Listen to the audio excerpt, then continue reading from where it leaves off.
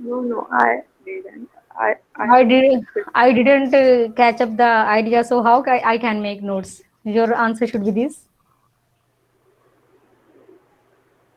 Sorry, I am not getting you. चलो आपको जब समझ नहीं आई थी तो नोट्स भी ज़ाहिर फिर आपसे नहीं ना बने होंगे क्योंकि आप कह रही काफ़ी डिफिकल्ट था ये। I YouTube those topics. जी यूट्यूब पे जो वन वीडियो है I I don't think it is sufficient for the students of lecture. कोई भी चीज़ आप लेते हैं for example today we are going to read geo of Malta for example. Do you think that one video will be sufficient for that will cover all the things? It will not cover all the themes, all the scenarios and all the characters list. तो उसके लिए तीन चार चीजें जो ना हमें consult करनी पड़ती हैं, एक वीडियो से तो नहीं काम चलता। तो अगर आपने रिलेशनशिप सेज को देखना है उसमें तो और भी बड़ा कुछ आएगा। तो इस वजह से थोड़ा टाइम तो लगाना पड़ेगा ना। You are right. Uh, yes Okay, so today we're going to start higher Renaissance, that is also called Elizabethan age, date of sorry age of trauma, age of Shakespeare. तो इसको हम शुरू करने वाले हैं। तो कल वाला आप लोगों ने, हाँ जी हकनाज, आपके जो नोट्स हैं वो मुझे मिले थे और मैंने अप्रिशिएट इसलिए नहीं किया, मैंने कहा आप क्लास में करूँगी। तो हाँ जी काफ़ी मेहनत की है आपने माशाल्लाह। वास्को डे गामा का भी लिखा हुआ है, उसके अलावा जो मोनालिसा जो थी वो जिस बंदे ने उसकी तस्वीर बनाई थी, तो काफ़ी चीज़ें आपने उसमें ऐड की हैं। लेकिन एक बड़ी इंपॉर्टेंट चीज़ आपने इसमें ऐड नहीं की है, गन पाउडर जो है ना वो भी इसी टाइम पे इन्वेंट हुआ था। और वो जो गन पाउडर आप लोगों ने अगर गुलिवर्स ट्रैवल पढ़ा हुआ है तो उसमें आपने देखा होगा कि उसमें जो गुलिवर था उसको एक आइलैंड से किक आउट किया जाता है because he introduce this particular gun powder. तो वो भी आपने शामिल करना था। ओके मैम, ये तो बस टाइम नहीं मिला था, थोड़ा सा टाइम मिला है। हाँ तो जी सुबह का मतलब टाइम टाइम, होता है मेरे पास तो। हाँ जी थोड़ा टाइम मिले या कम मिले लेकिन आपने अपने आप से कमिटमेंट रखनी है कि I will stick with my preparation. मतलब बस आपने ये शो करवाना है कि भाई मुझे जितना टाइम मिल रहा है ना मैं काम कर रहा हूँ। ठीक है। जी मैम, रॉजर होता है, बिल्कुल। Roger Roger Bacon. Roger Bacon उस बंदे का नाम था। वो रॉबर्ट वेस कोई और बंदा है। रॉबर्ट वे, हाँ जी उसके दो नाम है ना, वेस रॉबर्ट भी कहते हैं उसको, रॉबर्ट वे। मतलब वेस आप पहले भी लगा सकते, बाद में भी लगा सकते हैं। तो हाँ जी सुलकर नैन ने भी आई थिंक कुछ पूछा था लेकिन मैंने सारे मैसेज आपके नहीं पढ़े हैं सुलकर नैन। तो मैम ये मैंने 3-4 वीडियो सुनी थी, तब जाके कुछ थोड़ा बहुत मतलब कि 45-50% कंसेप्ट क्लियर हुआ। हाँ बिल्कुल, मैं यही बता रही थी आपको कि एक वीडियो जो होती है ना वो सफिशिएंट नहीं होती है, आपकी चीज़ों को कवर नहीं करती है। तो एक एक वीडियो में कुछ चीजें मिस होती है, फिर वो दूसरी में आ जाते हैं, दूसरी में नहीं होती, फिर तीसरी में। मतलब जो मतलब लोग इन चीज़ों को इन डेप्थ स्टडी करना चाहते हैं ना उनको तो मतलब एक एज को कवर करने के लिए ना कम से कम एक हफ्ता ज़रूर चाहिए होता है। तो इसलिए आपको मैं थोड़ा स्लो स्लो भी करवा रही हूँ और मैं इंशाल्लाह नेक्स्ट वीक से मैं बहुत जल्दी आपको लेके चल रही हूँ। अब इस हफ्ते रेनेसा से एज थी थोड़ा स्लो जा रहे हैं और नेक्स्ट वीक से आप लोग फिर मैम आप। बस वही बात आ जाती है, इंशाअल्लाह रमजान शेख की वजह, उसके बाद इंशाअल्लाह हम मतलब कि अब काफी ज्यादा आप रमजान अंडरस्टैंडिंग। शरीफ के बाद की बात कर रहे हैं और मैं इंशाल्लाह आपका नेक्स्ट वीक जो है नेक्स्ट वीक से मैंने आपकी स्पीड बढ़ा देनी है और मैंने क्लासेस भी 4 कर देनी है। ठीक है क्योंकि हम बहुत स्लो जा रहे हैं तो इस तरह तो कवर नहीं हो पाएगा क्योंकि हमारे साथ कुछ ऐसे स्टूडेंट्स भी हैं जो कि कॉमर्स के लिए उन्होंने मतलब हमें ज्वाइन किया हुआ है। तो कॉमर्स के पेपर तो अप्रैल के लास्ट में हो जाएंगे, उन बेचारों का तो नुकसान हो जाएगा। तो इस वजह से थोड़ा स्पीड में लेके चलेंगे। तो बाकी मैं आपके साथ हूँ, जो नहीं समझ आया करेगी आप लोग 10 दफा पूछें तो आपको इंशाल्लाह बता दिया जाएगा। ठीक है। तो हम आज शुरू करने वाले हैं किर हायर आंसर से शुरू करने वाले हैं। तो कोई कल वाले जो आपके थे फ्रीजा, आपका कोई क्वेश्चन हो, हक नमाज है और जुलकरनैन है, कोई क्वेश्चन है तो आप पूछ लें। तो उनके फिर हम जो है ना नेक्स्ट आज का टॉपिक शुरू कर लेते हैं इंशाल्लाह।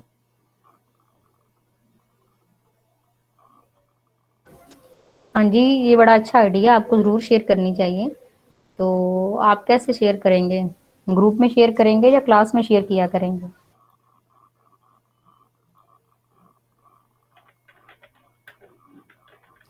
हाँ जी अच्छा आइडिया है लेकिन हमारे पास कुछ फीमेल भी हैं, तो फीमेल आपको पता है कि गूगल क्लासरूम जो है, हाँ जी नहीं नहीं वो तो फिर अलग से मुझे टाइम देना पड़ेगा ना। वो तो ये है कि आप लोग अगर खुद डिस्कशन करना चाहते हैं आपस में एक दूसरे के साथ, तो बड़ा अच्छा आइडिया है और ग्रुप मैम स्टडी। हर एक को अलग अलग टॉपिक दे के उसकी रिसर्च करवाई जाए ताकि काम हमारा ज़्यादा से ज़्यादा हो। हाँ जी, अच्छा आइडिया है, लेकिन मैं ये कह रही हूँ कि हमारे साथ कुछ फीमेल टीचर मतलब कैंडिडेट्स भी हैं ना, तो वो कुछ बिजी होती हैं, कुछ सिर्फ रिकॉर्डिंग ले रही हैं कि हम लोग ज्वाइन नहीं कर सकते। आपने क्लास में भी देखा होगा, नहीं आते वो लोग, तो नहीं, मुझे नहीं लगता नहीं कि ऐसी बात नहीं है, ऐसी बात नहीं है। वो ये है कि आप इस तरह ये होगा कि अगर एक नहीं कर रहा तो दूसरा उससे फ़ायदा ले लेगा, तो दूसरा इस तरह वो चलता रहेगा। तो ज़रूरी नहीं है कि वो मस्ट ही करे, तो कोशिश करें कि सभी करें तो ज़्यादा बेहतर होगा। हाँ जी, चलें अच्छी बात है। तो करते हैं आपके सजेशन पे भी ना कुछ, क्योंकि बाकी कैंडिडेट से कंसल्ट करके ना फिर ही आपको कुछ बताऊंगी मैं काइंडली। जी तो हम शुरू करने बिल्कुल। वाले हैं जी आज हायर इंस्टेंस जो है ना, ये हम शुरू कर रहे हैं। अभी हायर इंस्टेंस जो है, मतलब आपने कल जो पढ़ा था वो तो क्लियर होगा ना आपको, उस पर तो दोबारा बहस करने की जरूरत नहीं है, क्योंकि आप लोगों ने क्वेश्चंस नहीं पूछे। इट मीन्स के आप लोग उसके बारे में क्लियर हैं, ऐसा ही है। ऑलमोस्ट क्लियर है। ऑलमोस्ट क्लियर है, चलिए अच्छी बात है। अच्छा, अब ये जो हायर इंस्टेंस है हमारे पास, इसको हम एज ऑफ ट्रॉमा भी कहते हैं, and it is also called age of Shakespeare. तो शेक्सपियर जो है, इसको कॉपी कैट माना जाता है। जैसे कि चौसर जो है, उसको हम फादर ऑफ इंग्लिश लिटरेचर कहते तो हैं, लेकिन उसको कहते हैं कि उसने बड़ा सारी चीज़ें जो थी ओरिजिनल उसने कम लिखा है, कॉपी ज़्यादा की है। In the same case with Shakespeare. तो जब उसकी हम जाएंगे इंशाल्लाह, शेक्सपियर जो है ना, कल हम सारा पढ़ेंगे, आज कुछ और स्टोरीज पढ़ेंगे। तो इसको शेक्सपियर, एज ऑफ शेक्सपियर भी कहा जाता है, और एज ऑफ एलिजबेथ भी कहा जाता है, इस पूरी एज को। अब हायर नेंसस जो है वो मैंने सॉरी यहाँ पे एड जो उसका टाइम स्पैन है वो ऐड नहीं किया है। तो जो एलिजबेथ की जो एज है ना, वही हायर नेंसेंस की एज कहलाती है, ठीक है। आगे जो कैरोलिन, जैकोबिन और प्यूटन एजेस है ना, उनको लेट रेनेसांस माना जाता है। और हायर नेंसेंस जो है, इसमें कौन सी एज आप शामिल करेंगे, 1558 से 1603 तक की जो एजेस है वो इसमें आ जाएंगे। अब इसका पॉलिटिकल, रिलीजियस और लिटरेरी सिनेरियो थोड़ा सा हम देख लेते हैं।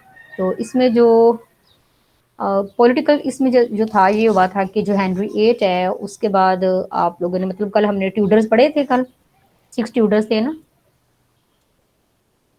तो उनमें जो हेनरी एट है, इसके बाद जो इसकी बेटी थी ब्लडी मैरी, और उसकी फिर बेटी एलिजबेथ जो है, इन दोनों की बात। ब्लडी मैरी का आपको कल मैंने बता दिया था, ये दोनों सौतेली बहनें थीं।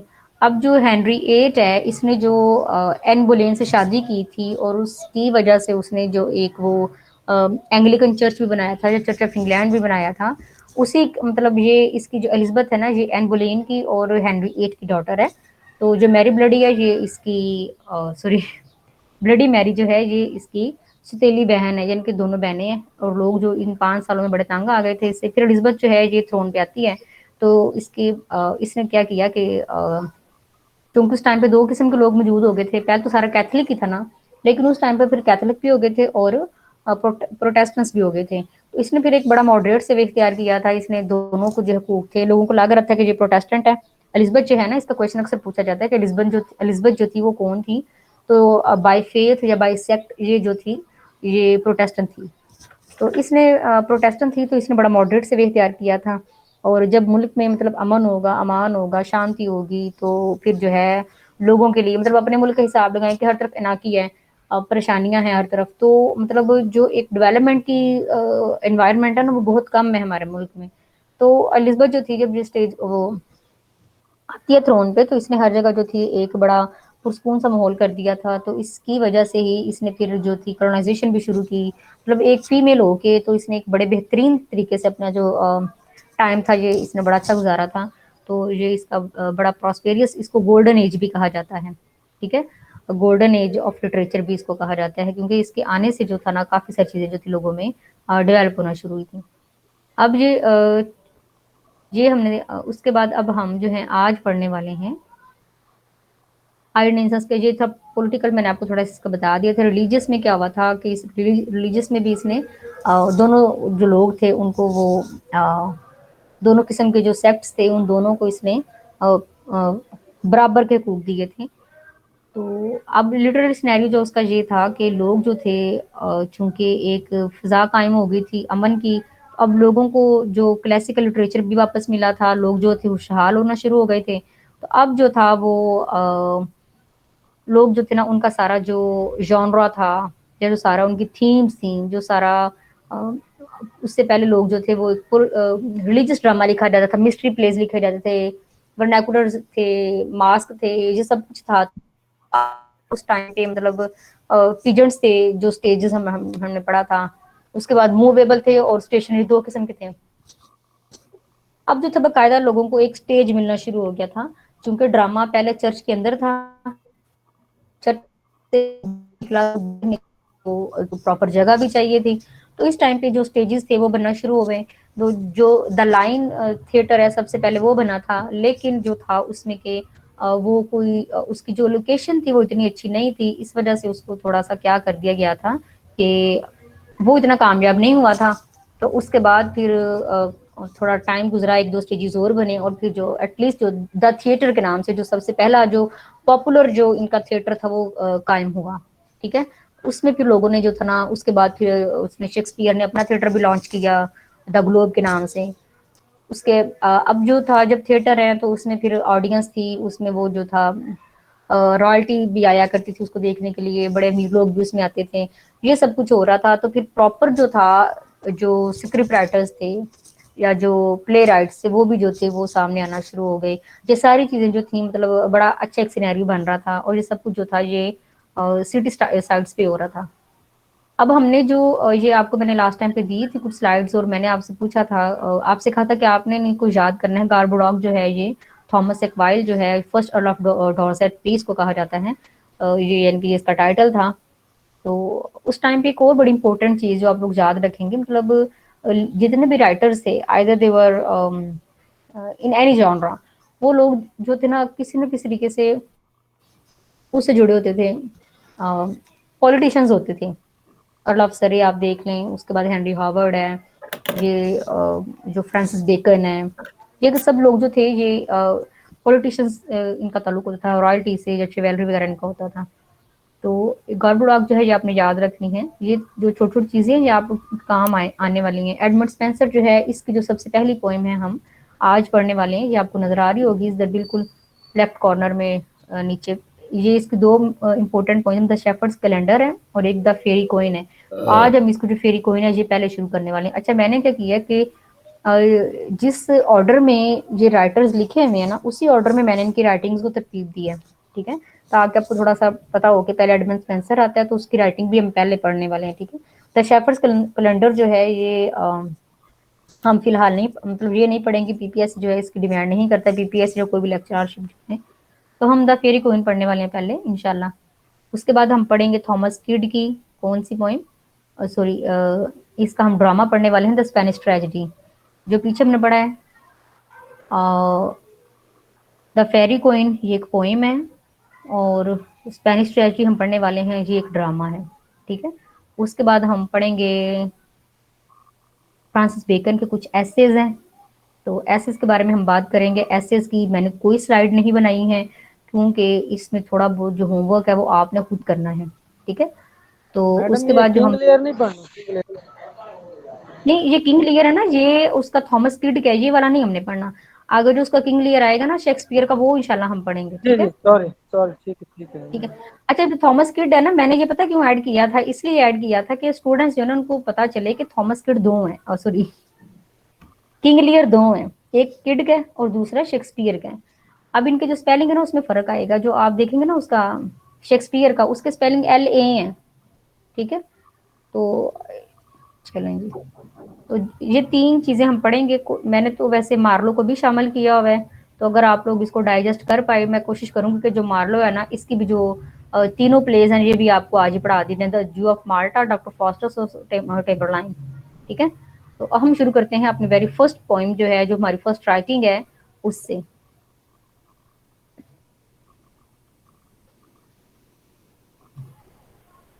एलिजाबेथ ड्रामा जो है, सबसे पहले इसके क्वेश्चंस आते रहते हैं पेपर में, आप काइंडली इसकी छोटी छोटी चीजों को याद रखिएगा।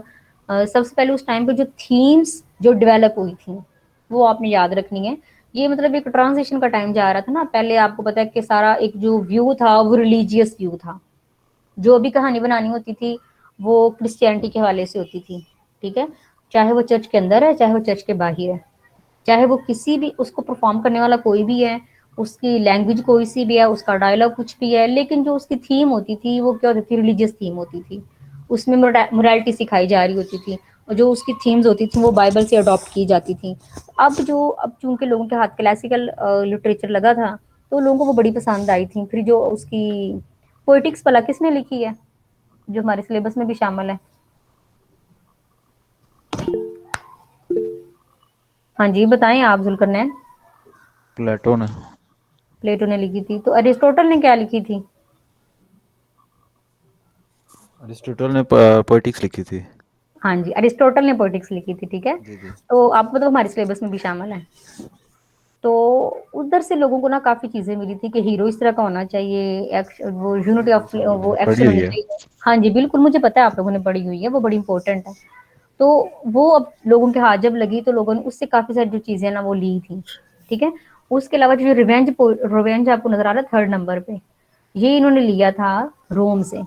रोम के कौन सा बंदा है जिसने बड़ा रिवेंज पोएट्री इन्वेंट की थी? ये मैंने बताया था आप लोगों को, याद हो किसी को? हाँ जी रिवेंज पोएट्री किसने शुरू की थी रोम में? उससे पहले इसका ऐसा कोई कंसेप्ट नहीं था। पोप नहीं ma'am? No it's not Pope. Pope तो कहीं न्यू क्लासिकल में आएगा ना, अगली एज में आने वाला है वो तो।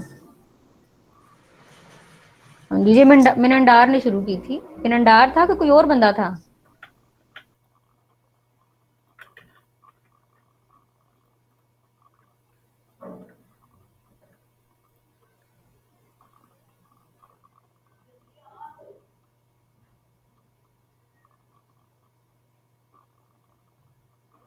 आई थिंक तो मैम मेनिंडार ही था। हाँ जी ये मिनंडार नहीं था, उसने एक और काम किया था। मिनंडार ने एक और काम किया था, वो भी बड़ा इंपॉर्टेंट है, बहुत इंपॉर्टेंट है वो भी। उसने 5 एक्ट प्ले जो था ना वो शुरू किया जी था जी जी, बिल्कुल मिनंडार बिल्कुल ने, बिल्कुल ठीक बिल्कुल है। ऐसे ही है। 5 है जी जी। हाँ तो पहले ये 3 छोटी थे छोटी वो चीजें ना, प्लाटो वगैरह ने हाँ हाँ ये बिल्कुल दिया था। बिल्कुल, क्योंकि उससे पहले 3 एक्ट प्ले होता था ना, तो इसने ये शुरू किया था। तो ये रोमन बंदा है, उसने जो शुरू किया था, उसका नाम आपको आना चाहिए, क्यों नहीं आ रहा? चलें। तो जो तो नहीं मैम सैनिका का यंगर जो है ना, उसने ये शुरू किया था। और उसकी फिलॉसफी भी थी और ड्रामास भी थे उसके, ठीक है। तो उसी को बेस बना के लोगों ने रिवेंज जो ट्रेजेडीज है ना वो भी लिखना शुरू की थी, ठीक है। उसके बाद मर्डर था, मर्डर दिखाया जा रहा था, कॉमेडी या और ट्रेजेडी जो थी इन लोगों ने अपनी इसमें शामिल करना शुरू की। उसके बाद हमारे पास इसकी थीम जो थी वो तो हमने शॉर्ट में देख ली, काइंडली इनको जरूर याद करिएगा। उसके बाद जो था कि ये बड़ा इंपॉर्टेंट क्वेश्चन है कि कौन जो है वो एलिजाबेथ ड्रामा का फादर माना जाता है, तो हम लोगों को लगता है कि वो शेक्सपियर था। It's not Shakespeare, it is Christopher Marlowe. क्योंकि क्रिस्टोफर मार्लो जो है वो जब काम कर रहा था उस वक्त शेक्सपियर नहीं कर रहा था, ठीक है। तो क्रिस्टोफर मार्लो जो है इसने शेक्सपियर के लिए जो था ना रास्ता आसान किया था। कुछ लोग तो आपको पता है ये भी कहते हैं कि मार्लो ही जो है वो शेक्सपियर है, शेक्सपियर ही मार्लो है, क्योंकि इसकी बड़ी जल्दी डेथ हो गई थी, अभी 29 का था जो क्रिस्टोफर मार्लो थी, उसकी डेथ हो गई थी। तो कुछ लोग कहते हैं कि जो शेक्सपियर है, और वो वही टाइम है जबकि शेक्सपियर जो है ना वो उसकी कोई हिस्ट्री नहीं मिलती है हमें। तो कुछ लोग कहते हैं कि ये जो है ना शेक्सपियर ही मार्लो है, और वो अपना थोड़ा डिसगाइस हो गया था। खैर ये कोई मतलब थ्योरी है, इस पे अभी तो कोई ऐसा कोई स्टैम्प नहीं लगी कि जैसे ही हुआ होगा। तो क्रिस्टोफर मार्लो जो है he is called the father of Elizabethan drama. उसके बाद हमारे पास दो जो मेन फीचर्स आ जाते हैं उसके हवाले से, स्पेशली थिएटर्स के हवाले से ना, तो उसमें ये था कि जो थिएटर था वो ओपन होता था। बस उसकी मैंने इसकी जहाँ पे पिक भी ऐड करनी थी, आई थिंक वो मैंने मुझे भूल गया। उसमें जो होता था कि पूरा आप चेक कीजिएगा, सिनेरियो होता था टोटल, मतलब एक ओपन हॉल होता था, सिर्फ स्टेज सामने बना होता था, बाकी जो था वो सारा खुला होता था। और आप इमेजिन करें कि हम डेस्टिमोना जो है, आपने वो पढ़ा होगा थैलो जो है, अब डेस्टिमोना जो है उसको ओथेलो कत्ल करने जा रहा है, उसका मर्डर करने जा रहा है। मतलब अब देखिए हमारे यहाँ पे हमने कोई हॉरर मूवी दिखानी हो ना, तो हम लोग वैसे वो डॉल ही होती है ना, मतलब हॉरर मूवी की बात कर रही हूँ, वो उसको इस तरह से प्रेजेंट कर रहे होते हैं, लाइटिंग इफेक्ट होते हैं, म्यूजिक वगैरह इस तरह के ऐड करते हैं कि हम लोग मतलब उसको देख के डर जाते हैं। ठीक है, तो आप कभी मतलब इमेजिन, मतलब ये एक वैसे की बात है कि आप कभी उसको म्यूट करके ना, कोई भी जो सैड सीन होगा ना, आप उसको म्यूट करके सुने तो आपको रोना नहीं आएगा। ठीक है, या आप म्यूजिक हटा के सुने ना, खाली उनकी बातें सुने, तो आपको बिल्कुल भी रोना नहीं आएगा। वो उसमें म्यूजिक ऐड करते हैं, उसमें लाइटिंग इफेक्ट्स इस तरह से ऐड किए जाते हैं कि रोना आ जाता है हमें। अब डेस्डेमोना की डेथ हो रही है और वहां पे और है भी रात का टाइम है, ओथेलो उसका गला दबा रहा है और वो आगे से मतलब उसको बताने की कोशिश कर रही है। तो मतलब देखिए किस लेवल की उनकी एक्टिंग होती होगी। तो वो लोग जो थे कि मतलब ऑडियंस जो थे वो मतलब वंस मोर की डिमांड करना शुरू हो जाते थे। तो ये एक बड़ी मतलब बेहतरीन चीज थी मुझे लगता है जो वो लोग करते थे। तो उसके अलावा जो था कि ओपन थिएटर्स होते थे और वो लाइटनिंग, आपको पता है रात के टाइम लाइट्स तो होती नहीं थी, तो सारी जो परफॉर्मेंस है वो कोशिश की जाती थी कि दिन के टाइम जो है आफ्टरनून जो है ना वो रखी जाए, ताकि क्योंकि सुबह के टाइम तो लोग ज़ाहिर काम वगैरह में बिजी होते हैं, तो आफ्टरनून जो उनकी वो होती थी परफॉर्मेंस वगैरह ज़्यादातर जो होती थी। तो उसके अलावा और ये आप इसको पढ़ लीजिएगा, ज़्यादा मुश्किल चीज़ें नहीं हैं और शॉर्ट सी हैं। तो लेकिन जो इफेक्ट्स थे वो शामिल करने के लिए कोई खून वगैरह दिखाना होता था तो वो जो था एक पिग ब्लड यूज़ किया जाता था। इस तरह की छोटी-छोटी चीज़ें थी। और फिर उसके अलावा आप किस जगह पर बैठना चाहते हैं, कुशन वाली आपकी सीट हो या बगैर कुशन के हो, आप खड़े होकर देखना चाहते हैं, खड़े होकर जो देखने वाले होते थे उनकी जो थी सीट जो थी, यानी कि उनकी जो टिकट होता था वो सबसे सस्ता होता था। तो ये सारा कुछ था वहाँ पे। आप इन चीज़ों को समझ के पढ़ें तो एक तो उसके क्वेश्चंस आ जाते हैं, ज़रूर आते हैं इसमें से क्वेश्चंस, एक आध ज़रूर पूछते हैं वो थिएटर के बारे में उनका जो है ना। तो वैसे भी जब ये चीज़ें पता होंगी तो आपको एंजॉय करने में भी थोड़ा अच्छा लगेगा। अच्छा जी, अब यहाँ पे हम जो हमारा सबसे पहला राइटर है इस एज का, दैट इज एडमंड स्पेंसर। तो आप में से एडमंड स्पेंसर के बारे में को किसी को थोड़ा बहुत नॉलेज हो, किसी ने पढ़ा हो इनके बारे में?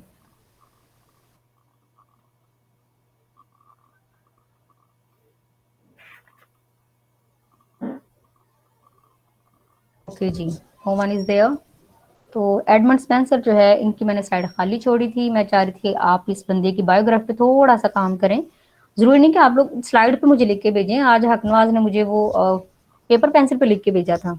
ठीक है, तो आप लोग अगर साइड पे काम कर लेते हैं तो ये है कि आपको वो पेपर संभालने नहीं पड़ते हैं, लेकिन अगर आप किसी भी तरीके से करें, लेकिन करें जरूर इस पे काम। ठीक है, तो एडमंड स्पेंसर जो है, ये जो है इसको माना जाता है कि ये जो था मतलब काफ़ी जो था बड़ा, इसका नाम था एलिज़ाबेथ से जो काफ़ी क्लोज भी रहा है।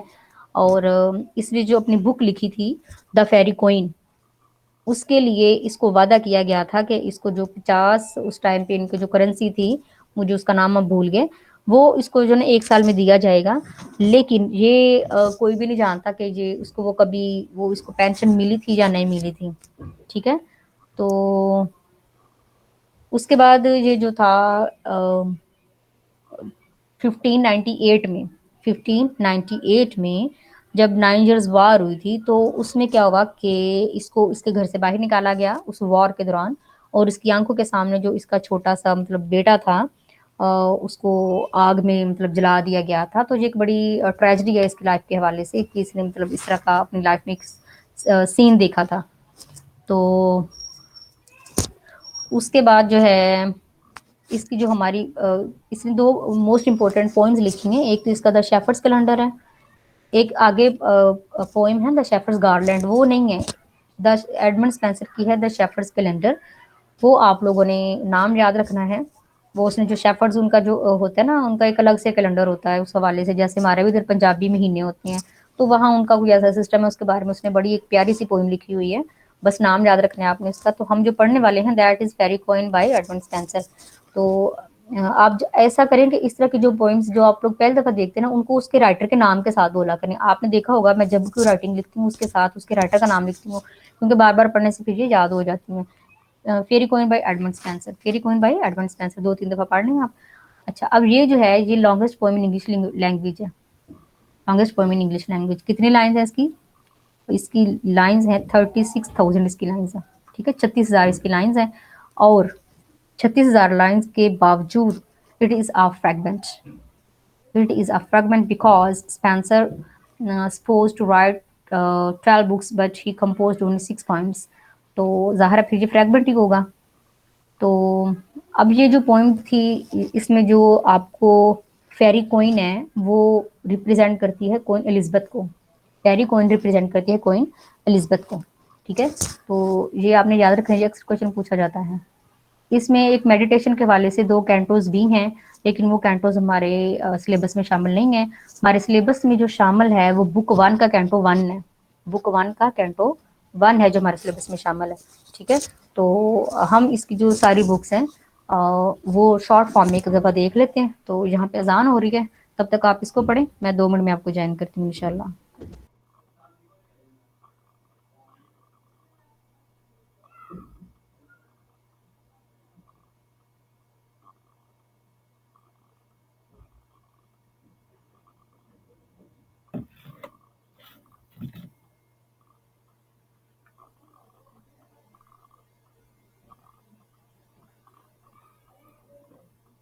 तो इसका ये ख्याल था कि चलें इतनी अच्छी पोएम लिखूंगी। आपको पता है कि उस टाइम पे पैट्रोनेज था, उसका काफ़ी रिवाज था, और जो थे अनऑफिशियली पोइट लॉरेट लोग जो थे ना वो उनको हायर वगैरह किया जाता था। तो इसका ये ख्याल था कि चलो मुझे इसमें ना अच्छी खासी पेंशन मिलेगी। तो क्वीन एलिजाबेथ ने इसको काफ़ी पसंद भी किया, और उसको मतलब उसने उसको मज़ा आया उसको बुक को पढ़ के। लेकिन ये था कि ये नहीं पता कि उसको पेंशन का जो वादा किया गया था वो उसको मिली थी या नहीं मिली थी। लेकिन ये कहा जाता है कि एंड पे आके ये स्टारवेशन की वजह से मरा था। मतलब कुछ लोग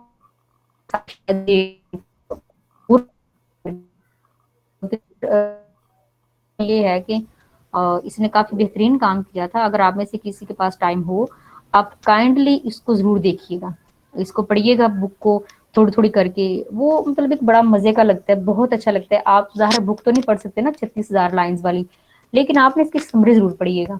तो बहुत सारी वेबसाइट्स मौजूद हैं जिन्होंने उस टाइम पे जो साथ में पिक्चर्स थी ना वो भी ऐड कर करके ना तो अपनी ये बनाई हुई है, समरी तैयार की हुई है, या इनके बारे में काफ़ी कुछ लिखा हुआ है। आप नेट पे देखिएगा, नेट पे डाटा मौजूद है इसके हवाले से, उस पे सॉरी यूट्यूब पे डाटा मौजूद है। आप देखिएगा, आपको बहुत मज़ा आने वाला है। ये बहुत अच्छी बुक है, मुझे भी इसका बड़ा मज़ा आया था। तब आप अपने रिलीजियस पॉइंट ऑफ व्यू से अगर हट कर देखें तो काफ़ी इंजॉय करने वाली चीज़ है। और इसकी जो सबसे इंजॉय करने वाली चीज़ मुझे जो लगती है ना वो ये है कि मतलब इसमें इन्होंने सिखाई हुई है, कैसे वो आगे हम इंशाल्लाह देखते हैं। तो अब जो चीज़ और इसमें है कि इस पोएम के थ्रू इसने एक जो था ना अपना एक अलग से स्टैंजा इस्तेमाल शुरू किया था, इंट्रोड्यूस करवाया था। स्टैंजा जो था उससे पहले आपको तो 14 लाइन का स्टैंजा होता था, तो इस बंदे ने 9 लाइन्स का जो स्टैंजा था ना वो इंट्रोड्यूस करवाया था।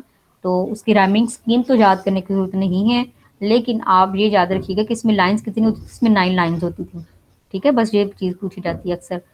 तो अब इसकी जो थीम्स हैं, एक तो इसकी आपको मैंने बताया कि 6 बुक्स उसने कंपोज की थी, 6 बुक्स ने कंपोज की थी।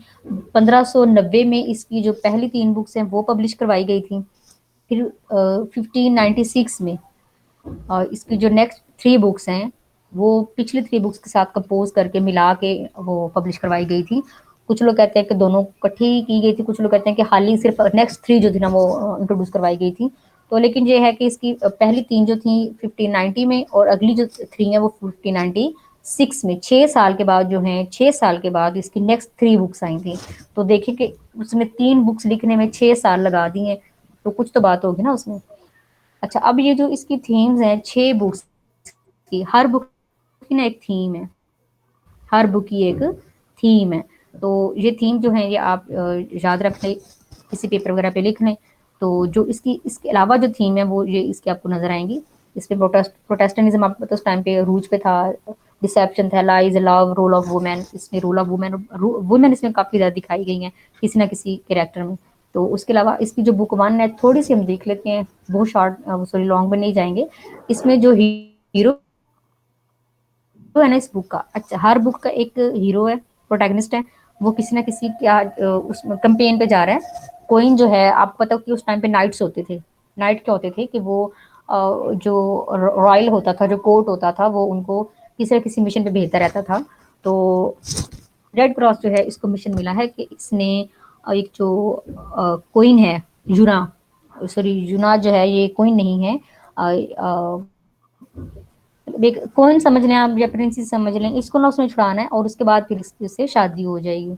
तो वो इसको जो फेरी कोइन है इसने इसको भेजा है, ठीक है।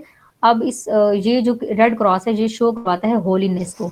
अब रेड क्रॉस इसका नाम क्यों है, क्योंकि इस जो शील्ड है ना उसके ऊपर जमा का निशान आपने देखा होगा, स्लीव का निशान जो होता है ना वो उस पे बना हुआ है, क्रॉस बना हुआ है रेड, वजह से इसका नाम रेड क्रॉस है। हम इसका एक्चुअल नेम है वो नहीं जानते हैं।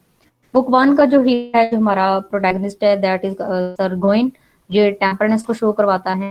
तो इसमें अब ये अपने सफर के दौरान देखता है कि है वो इसका एक छोटा बच्चा होता है, हस्बैंड होता है, उन दोनों को मार दिया जाता है। तो ये उस सब का रिवेंज लेने के लिए, या टेम्परेंस, ये सब कुछ आप उसमें दिखाएंगे। तो वो सॉरी दिखाएंगे नहीं, आप देखेंगे वो ये सब इसमें उन्होंने बताया हुआ, सर गोइन के थ्रू बताया हुआ। उसके बाद है ब्लूटोमार्ट है। ब्लूटोमार्ट is the only lady knight, ठीक है। अब ये किसको शो करवाती है, चेस्टिटी को शो करवाती है। तो ये क्या करती है कि ये असल में निकली है कंपेन पे, इसका अपना एक मिशन है, क्योंकि इसने अपना जो फादर है उसका एक मैजिक मिरर देखा अर्तिगल को, अर्तिगल, और मैंने इसकी बड़ी रिसर्च की। Oh and I was much amazed कि he is the same Artigal that is from Turkey, ठीक है। ये वही वाला टर्की जो है, और टर्की का जो अर्तुगल है वो इसमें इंट्रोड्यूस करवाया गया है, और ये बड़ी मतलब एक मजे की बात है। तो ये अब उसने उसको मिरर में देखा है, एक्चुअली में नहीं देखा उसको। अब ये उसको ढूंढते हुए जो है एक मिशन पे मतलब निकली है, और यहाँ पे रास्ते में उसको जो है जो चीजें वो नजर आती हैं। तो इसमें इसकी बहादुरी दिखाई गई है, और इसकी जो एक मतलब एक औरत की जो क्वालिटी होती है, चेस्टिटी, वो इसमें दिखाई गई है, ठीक है। तो बहुत डेप्थ में आपसे कम चीजें पूछी जाएंगी, लेकिन पूछी जरूर जाती हैं फेरी कोइन के हवाले से, अक्सर कोई ना कोई आध क्वेश्चन वो डाल देते होते हैं, ठीक है। अब बुक 4 जो है, अब इसमें आपको ऐसा नहीं लगेगा कि आप एक बुक शुरू कर रहे हैं और नई बुक आप सॉरी एक बुक कंप्लीट की और नेक्स्ट बुक शुरू की आपने, तो आपको ऐसा नहीं लगेगा कि ये एक मतलब हमने एक नई नई किताब शुरू की है। उसमें आपको कैरेक्टर्स जो है ना वो क्रॉस करते नजर आएंगे, बुक 1 के 3 4 में इस तरह से ना आपको नजर आएंगे। अब ये वाली जो बुक 3 में हमें दिखाया गया था ब्लूटोमार्ट का, तो बुक 4 में ये फिर अर्ती है तो इतना। अरे इस बुक में दो कैरेक्टर हैं, जो दो प्रोटैगनिस्ट हैं, दे आर गैम्बल एंड ट्राइमंड। तो दिखाया गया फ्रेंडशिप के कुछ भी हो जाए ये लोग जो हैं एक दूसरे नहीं छोड़ते। तो ये ब्रूटोमार्ट जो है अर्तिगल को मिलती है, लेकिन ये दोनों एक साथ नहीं जाते हैं, क्योंकि अर्तिगल मिशन पे निकला हुआ है। ब्रूटोमार्ट जो है वो भी फिर उसको मतलब खुदाफिज कह देती है, और फिर अर्तिगल 5 में, ठीक है, ये शो करवाते हैं जस्टिस को। तो आई थिंक आप इसकी स्टोरीज अगर शॉर्ट फॉर्म में पढ़ेंगे तो आपको पढ़ने में काफी मजा आएगा। तो उसके बाद जो है गैलीडोर है, जो कर्टिसी को शो करवाता है। उसके अलावा जो है अब हम जो स्पेनिश ट्रेजेडी है, ये थॉमस किड की है, जो हम देख लेते हैं। तो बुक 6 में जो है एक बीस्ट होता है, उससे उन्हें जान छुड़वानी होती है, तो उसके इर्द गिर्द ये सारी जो स्टोरी है रिवॉल्व करती है। तो Spanish tragedy by Thomas kid है। थॉमस किड की मैंने आई थिंक आपको 2 इंपॉर्टेंट बातें बताई थी, और मैंने कहा था आप इसको याद कर लीजिए। अगर किसी ने याद किया हुआ है थॉमस किड के बारे में 2 इंपॉर्टेंट बातें हैं, वो मुझे बता दे कोई।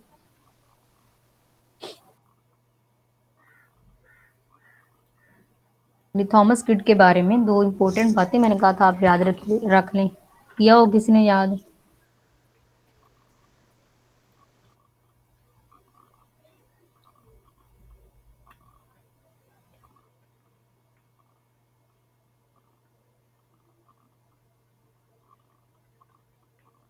मैम स्पेनिश ट्रेजेडी लिखी थी इन्होंने, जिन्होंने he was an English play right. हाँ जी, वो तो देख नजर आ रही है कि इसने ट्रेजेडी लिखी थी। मैं राइटिंग की बात नहीं कर रही, इसके बारे में ना 2 इंपॉर्टेंट बातें हैं, वो मैंने कहा था कि आप लोग याद रख लीजिएगा। शेक्सपियर एक वगैरह के बारे, शेक्सपियर की जो इसमें अपने रिजेम्बलेंस जो आपस में एक दूसरे से करते थे उसके बारे में बताया था कुछ। इसकी मोस्ट इम्पोर्टेंट जो बात है वो ये है कि इसने कोई यूनिवर्सिटी तो ज्वाइन नहीं की थी, लेकिन इसके बावजूद इसको यूनिवर्सिटी में काउंट किया जाता।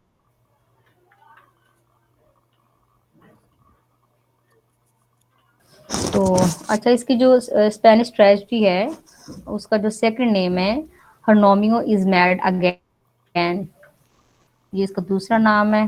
तो ये स्पेनिश ट्रेजेडी इसको क्यों कहा जाता है, क्योंकि इसमें जो स्टोरी है ये रिवॉल्व करती है स्पेन के और पुर्तगाल के इर्द गिर्द। इसके जो कैरेक्टर्स हैं वो आपके सामने हैं, और इसकी जो थीम्स हैं वो सिर्फ रिवेंज और जस्टिस नहीं है, इसमें और भी काफ़ी सारी थीम आपकी आ जाएंगी कि बेट्राइल है। इसके अलावा जो है आप मतलब जो वालिदैन का अपने औलाद के लिए मोहब्बत होती है वो भी इसमें दिखाई गई है। तो धोखाधड़ी जो है वो सारा कुछ इसमें आ जाएगा।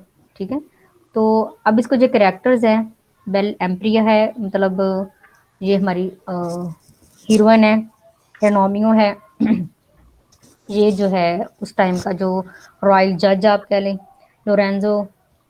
तो ये अगेन यहाँ पे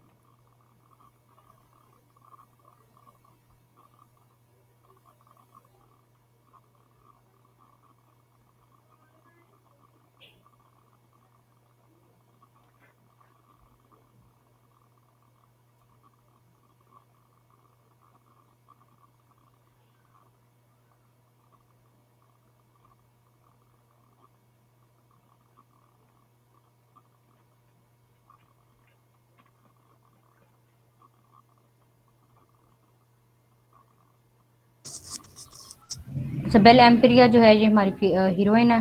हाँ जी, और उसके बाद जो है ये हरनोमियो जो है ये उनका जज है, इसका बेटा भी मारा जाता है। लोरेंजो है, ये इसका भाई है। उसके बाद ये मिस्टेक है कैरेक्टर लिस्ट, इसको रिमूव कर दूंगी मैं। बेतालजर जो है ये वो बंदा है जिसने के हीरो को मारा है, और वो हीरो वापस आता है अपना। एंड्रिया जो है ना, इसको कत्ल किया है बल्तजार ने लड़ाई के दौरान। स्पेन और पुर्तगाल की जो लड़ाई हो रही थी उसमें, तो जंग हो रही थी उसमें ये एंड्रिया मारा जाता है। उसके बाद होरेशियो है, रिवेंज ये करेक्टर का नेम है, इसको पर्सोनिफाई किया गया है। ये मैं इंशाल्लाह आपको बताती हूँ। ड्यूक ऑफ कैस्टाइल है, इजाबेला है, duke of Castile is the father of heroine and heroine is Bel Empria. Isabella है ये माँ है उसकी, और किंग ऑफ स्पेन है। ठीक है, और ये इजाबेला जो है ये बेल एम्प्रिया की माँ नहीं है। अच्छा, अब इसकी जो स्टोरी है मैं शुरू करती हूँ। आप लोगों से मैं कहूँगी कि आप काइंडली एक दफ़ा स्टोरी कहीं और से भी सुन लीजिएगा या खुद पढ़ लीजिएगा। तो अब स्टोरी में क्या होता है कि स्पेन की और पुर्तगाल की आपस में लड़ाई हो रही है, और उस लड़ाई के दौरान जो है ये हमारा जो हीरो है, प्रोटैगनिस्ट तो खैर नहीं है, क्योंकि इसका जो प्रोटैगनिस्ट है वो अभी तक उसको जस्टिफाई नहीं किया गया कि किसको होना चाहिए। ठीक है, क्योंकि लोग कहते हैं कि हरनोमिया जो है वही इसका जो प्रोटैगनिस्ट है, तो मतलब ज़्यादा लोगों का ये कहना है। अब जो बेल एम्प्रिया है ये क्या है कि डॉन एंड्रिया जो है ये एक स्पेनिश सोल्जर है। जो कहानी शुरू होती है तो क्या होता है कि लड़ाई के दौरान एक जो पुर्तगाल का सोल्जर है, पुर्तगाल का सोल्जर जो है वो मारा जाता है, और उसको मारने वाला कौन होता है, हमारा ये वाला बल्तजार।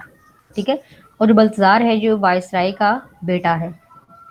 अब क्या होता है कि ये उसके बाद जो हमें ये दिखाया जाता है कि जो एंड्रिया है ये अंडरवर्ल्ड में है, और ये रिक्वेस्ट करता है वहाँ के जो अंडरवर्ल्ड के क्वीन होते हैं, क्वीन और किंग होते हैं, उनसे रिक्वेस्ट करता है कि मैं अपना जो मेरा कातल है मैं उसको उसकी डेथ देखना चाहता हूँ। तो उसको परमिशन दे दी जाती है। अब ये अंडरवर्ल्ड से जब बाहर आने लगता है तो उसके साथ जो रिवेंज जो है ये पर्सोनिफाई किसी जन के इंसान की शक्ल में, आपको पता पर्सोनिफिकेशन होती थी, तो ये इसके साथ ये भी बाहर आ जाता है कि चलो हम तुम्हारा जो कातल है, जो तुम्हारा मर्डर है, उसको हम देखते हैं उसकी किस तरह से डेथ होती है। अब ये जहाँ पे आते हैं स्टोरी जो है उसमें ये होता है कि लोरेंजो और एक और बंदा है होरेशियो, इन दोनों ने पकड़ा है इसको, बल्तजार को, और ये दोनों क्लेम करते हैं कि मैंने पकड़ा है, और यानी कि इसका वो प्राइस रखी गई है कि जो भी इसको पकड़ के लाएगा बल्तजार को उसको प्राइस मिलेगा। अब ये दोनों चाहते हैं कि हमें प्राइस मिले।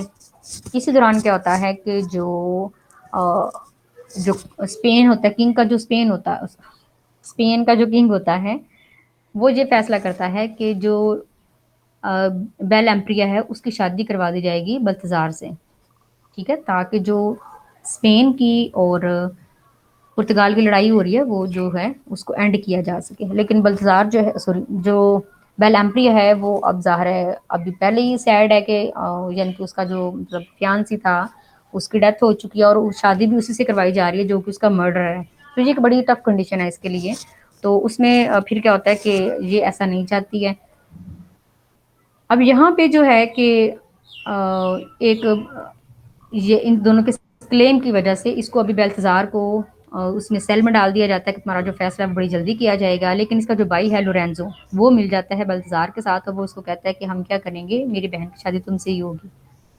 अब उस दौरान जो है वो फिर एक इसका जो तीसरा बंदा है जो इसमें आ जाता है, जो कि चाहता है कि मैं वो इसको दिखाता है, उसका एक स्कार्फ दिखाता है कि ये मुझे उसकी एंड्रिया जो है उसकी बॉडी के पास से मिला था। तो जो बेल एम्प्रिया पहचानती है कि ये तो उसका अपना स्कार्फ है। फिर वो कहती है कि तुम जो है ये मतलब वो उसको लाइकनेस में उसमें फीलिंग आना शुरू हो जाती है क्योंकि उसके दिल में भी हमदर्दी थी मरने वाले के लिए और इसके दिल में भी। तो अब ये जो होता है कि वो जो है लड़की जो एंड्रिया है वो उसमें इंटरेस्टेड हो जाती है थोड़ी बहुत। लेकिन वहां पे क्या होता है कि उसको मरवा दिया जाता है। ये बल्तजार जो है और लोरेंजो दोनों मिलके उसको बड़े बुरे तरीके से मार देते हैं। और यहीं पे उसकी जो उसकी माँ होती है वो आ जाती है और हरेशियो जो है उसकी माँ, ये सॉरी आई थिंक मेरा नाम नहीं बताया आपको, हरेशियो जो है ये जो था इसकी माँ फिर वहां पे आती है और वो बड़ी मतलब सैडनेस फील करती है इस बात के लिए कि मेरे बेटे को मार दिया गया है। अब यहाँ पे जो दूसरी डेथ है जो हुई है, ठीक है, इसमें सब लोगों ने मर जाना है, आप ये याद रखते जाइए। तो हरेशियो भी यहाँ पे मर जाता है। अब जो बेल एम्प्रिया की शादी करवाने के लिए सारी तैयारी शुरू हो रही होती है। वहां पे जो पुर्तगाल जो है वहां पे उन लोगों को पता चलता है कि हमारा जो पकड़ा गया है, हमारा जो एक बड़ा ज़ाहिर वाइसराय का बेटा था वो पकड़ा गया है। तो अब ये लोग समझ रहे हैं कि शायद उसको मार दिया जाएगा। लेकिन उनको पता चलता है कि उसको मारने के बजाय बल्कि वो तो जो स्पेन किंग ऑफ स्पेन है उसकी भतीजी बेल एम्प्रिया के साथ उसकी शादी हो रही है। वो बड़ा खुश होता है कि चलो हालात अच्छे हो जाएंगे। वो वहां पे जाता है और फिर वहां पे जो है वो जो यानी कि उसको अब शादी की तैयारी शुरू कर दी जाती हैं। अब ये जो हेनोमियो है ये बड़ा मतलब अपने जस्टिस के लिए जाता है। ये तो खुद जज था लेकिन ये जस्टिस के लिए बादशाह के पास जाता है। लेकिन जो लोरेंजो होता है वो अपने यानी कि चचा को अपने हाथ में कर लेता है और फिर वो उसको बदला वगैरह नहीं, उसको जस्टिस नहीं दिया जाता। अब इस दौरान जो है शादी की तैयारी शुरू हो जाती हैं और उसमें दौरान जो होता है हेरनोमियो जो है उसको कहा जाता है कि आप जो है एक अच्छे राइटर हैं तो आप हमारे लिए शादी के फंक्शन के लिए एक अच्छा सा ड्रामा लिखें। वो कहता है ठीक है लिखूंगा। फिर वो कहता है कि मुझे बेल एम्प्रिया और हेरनोमियो जो है जो दोनों मिल जाते हैं क्योंकि ये ज़ाहिर उसका बेटा था और उसमें भी थोड़ी इंटरेस्ट होती है बेल एम्प्रिया। अब जो उसकी माँ है वो भी उसको जब इंसाफ नहीं मिलता तो जो इजाबेला है उसकी जो माँ होती है होरेशियो की वो भी उस जगह पे जाकर सुसाइड कर लेती है। अब तीसरी डेथ हो जाती है जहाँ पे फिर उसके बाद जो ड्रामा शुरू हो जाता है यानी कि प्ले इन प्ले जो है ये भी एक टेक्निक उस ड्रामे में उस टाइम पे बड़ी ज़्यादा यूज़ की जा रही थी। प्ले इन प्ले होता है, उसमें क्या होता है कि जो बेल एम्प्रिया है वो जो कातिल था बल्तजार उसको मार देती है चाकू के साथ और सब लोग ये समझ रहे होते हैं कि ये प्ले का ही एक हिस्सा है। लेकिन बेल एम्प्रिया जो है वो उसको मार देती तो बाद में खुद खुश भी कर लेती है। अब ये 5 लोग मर जाते हैं। उसी दौरान जो होता है हरनोमियो जो है हरोनीमा वो जो है वो भी उसको जो लोरेंजो था वो उसको मार देता है। अब ये 7 लोग मर जाते हैं। तो सब लोगों को ये लग रहा होता है कि शायद सॉरी हरनोमियो जो है ये अभी नहीं मरेगा, ये पहले लोरेंजो को मारता है। उसके बाद फिर ये जो है जब उसको वो फिर अनाउंस करता है कि ये प्ले नहीं हो रहा बल्कि हमने एक्चुअली में इतनी 3 डेथ हो चुकी हैं, 3 डेथ्स हो चुकी हैं। अब वो लोग उसको पकड़ने के लिए उस तरफ जाते हैं लेकिन वो क्या करता है कि अपनी जुबान काट ले ताकि जो लोग मेरे से कुछ पूछ ना सकें। तो उसको पेन देते हैं कि इसके साथ हमें लिख के दी। तो वो जो पेन है वो भी अपने आप को मारता है। मतलब एक बड़ी मतलब वैसे एक बड़ी एक अजीब सी बात लगती है कि पेन से कोई बंदा मरता तो नहीं है, खैर लेकिन स्टोरी है।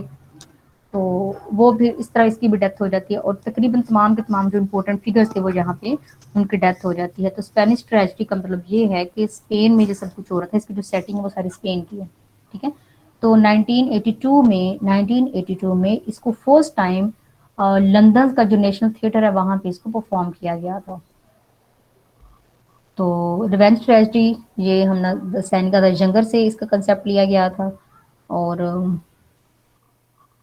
उसके बाद जो है लोरेंजो जो है उसकी मैकियावेलियन जो अप्रोच थी वो थी।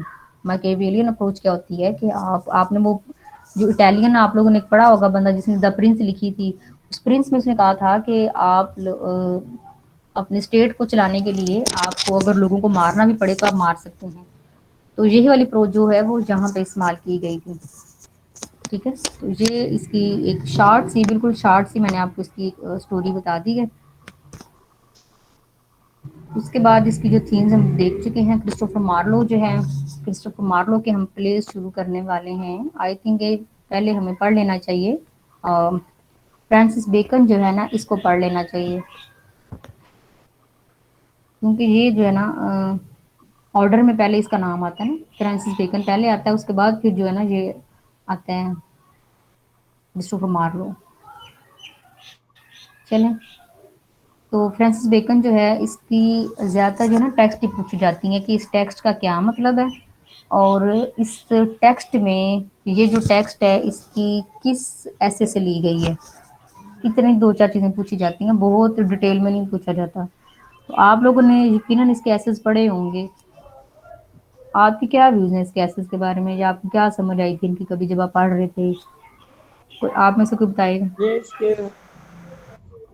ये मेरे ख्याल single man versus married man, इस तरह के ऑफ ट्रूथ, इस तरह के ऐसे थे आई थिंक। हाँ जी, ये किस तरह के एसेस थे, मतलब देखा जाए तो मतलब काफ़ी मज़े के भी इसके लगते हैं, मतलब मज़ा आता है पढ़ ये के। एक इसको फादर ऑफ इंग्लिश एसेस भी कहा जाता है ना, क्योंकि इसने उस टाइम पे अच्छा आपको पता है कि हाँ हाँ बिल्कुल, उस टाइम पे जो एसेस थे वो ऐसे नहीं लिखे जा रहे थे जिस तरह से इसने लिखना शुरू किए थे।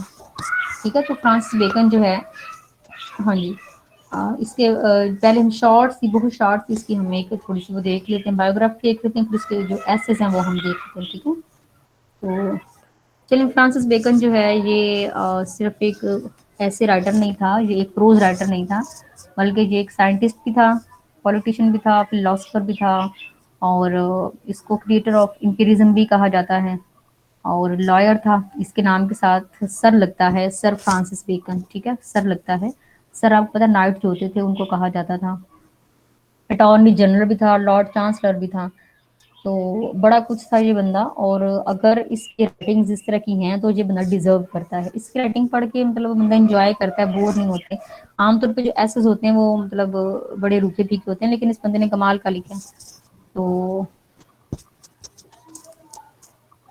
अच्छा, अब इसने कुछ और जो राइटिंग लिखी तो मैं आपको बता देती हूँ। हेनरी सेवन, चौसर की तरह ये भी काफी मतलब के डिपार्टमेंट में एक्सपर्ट था।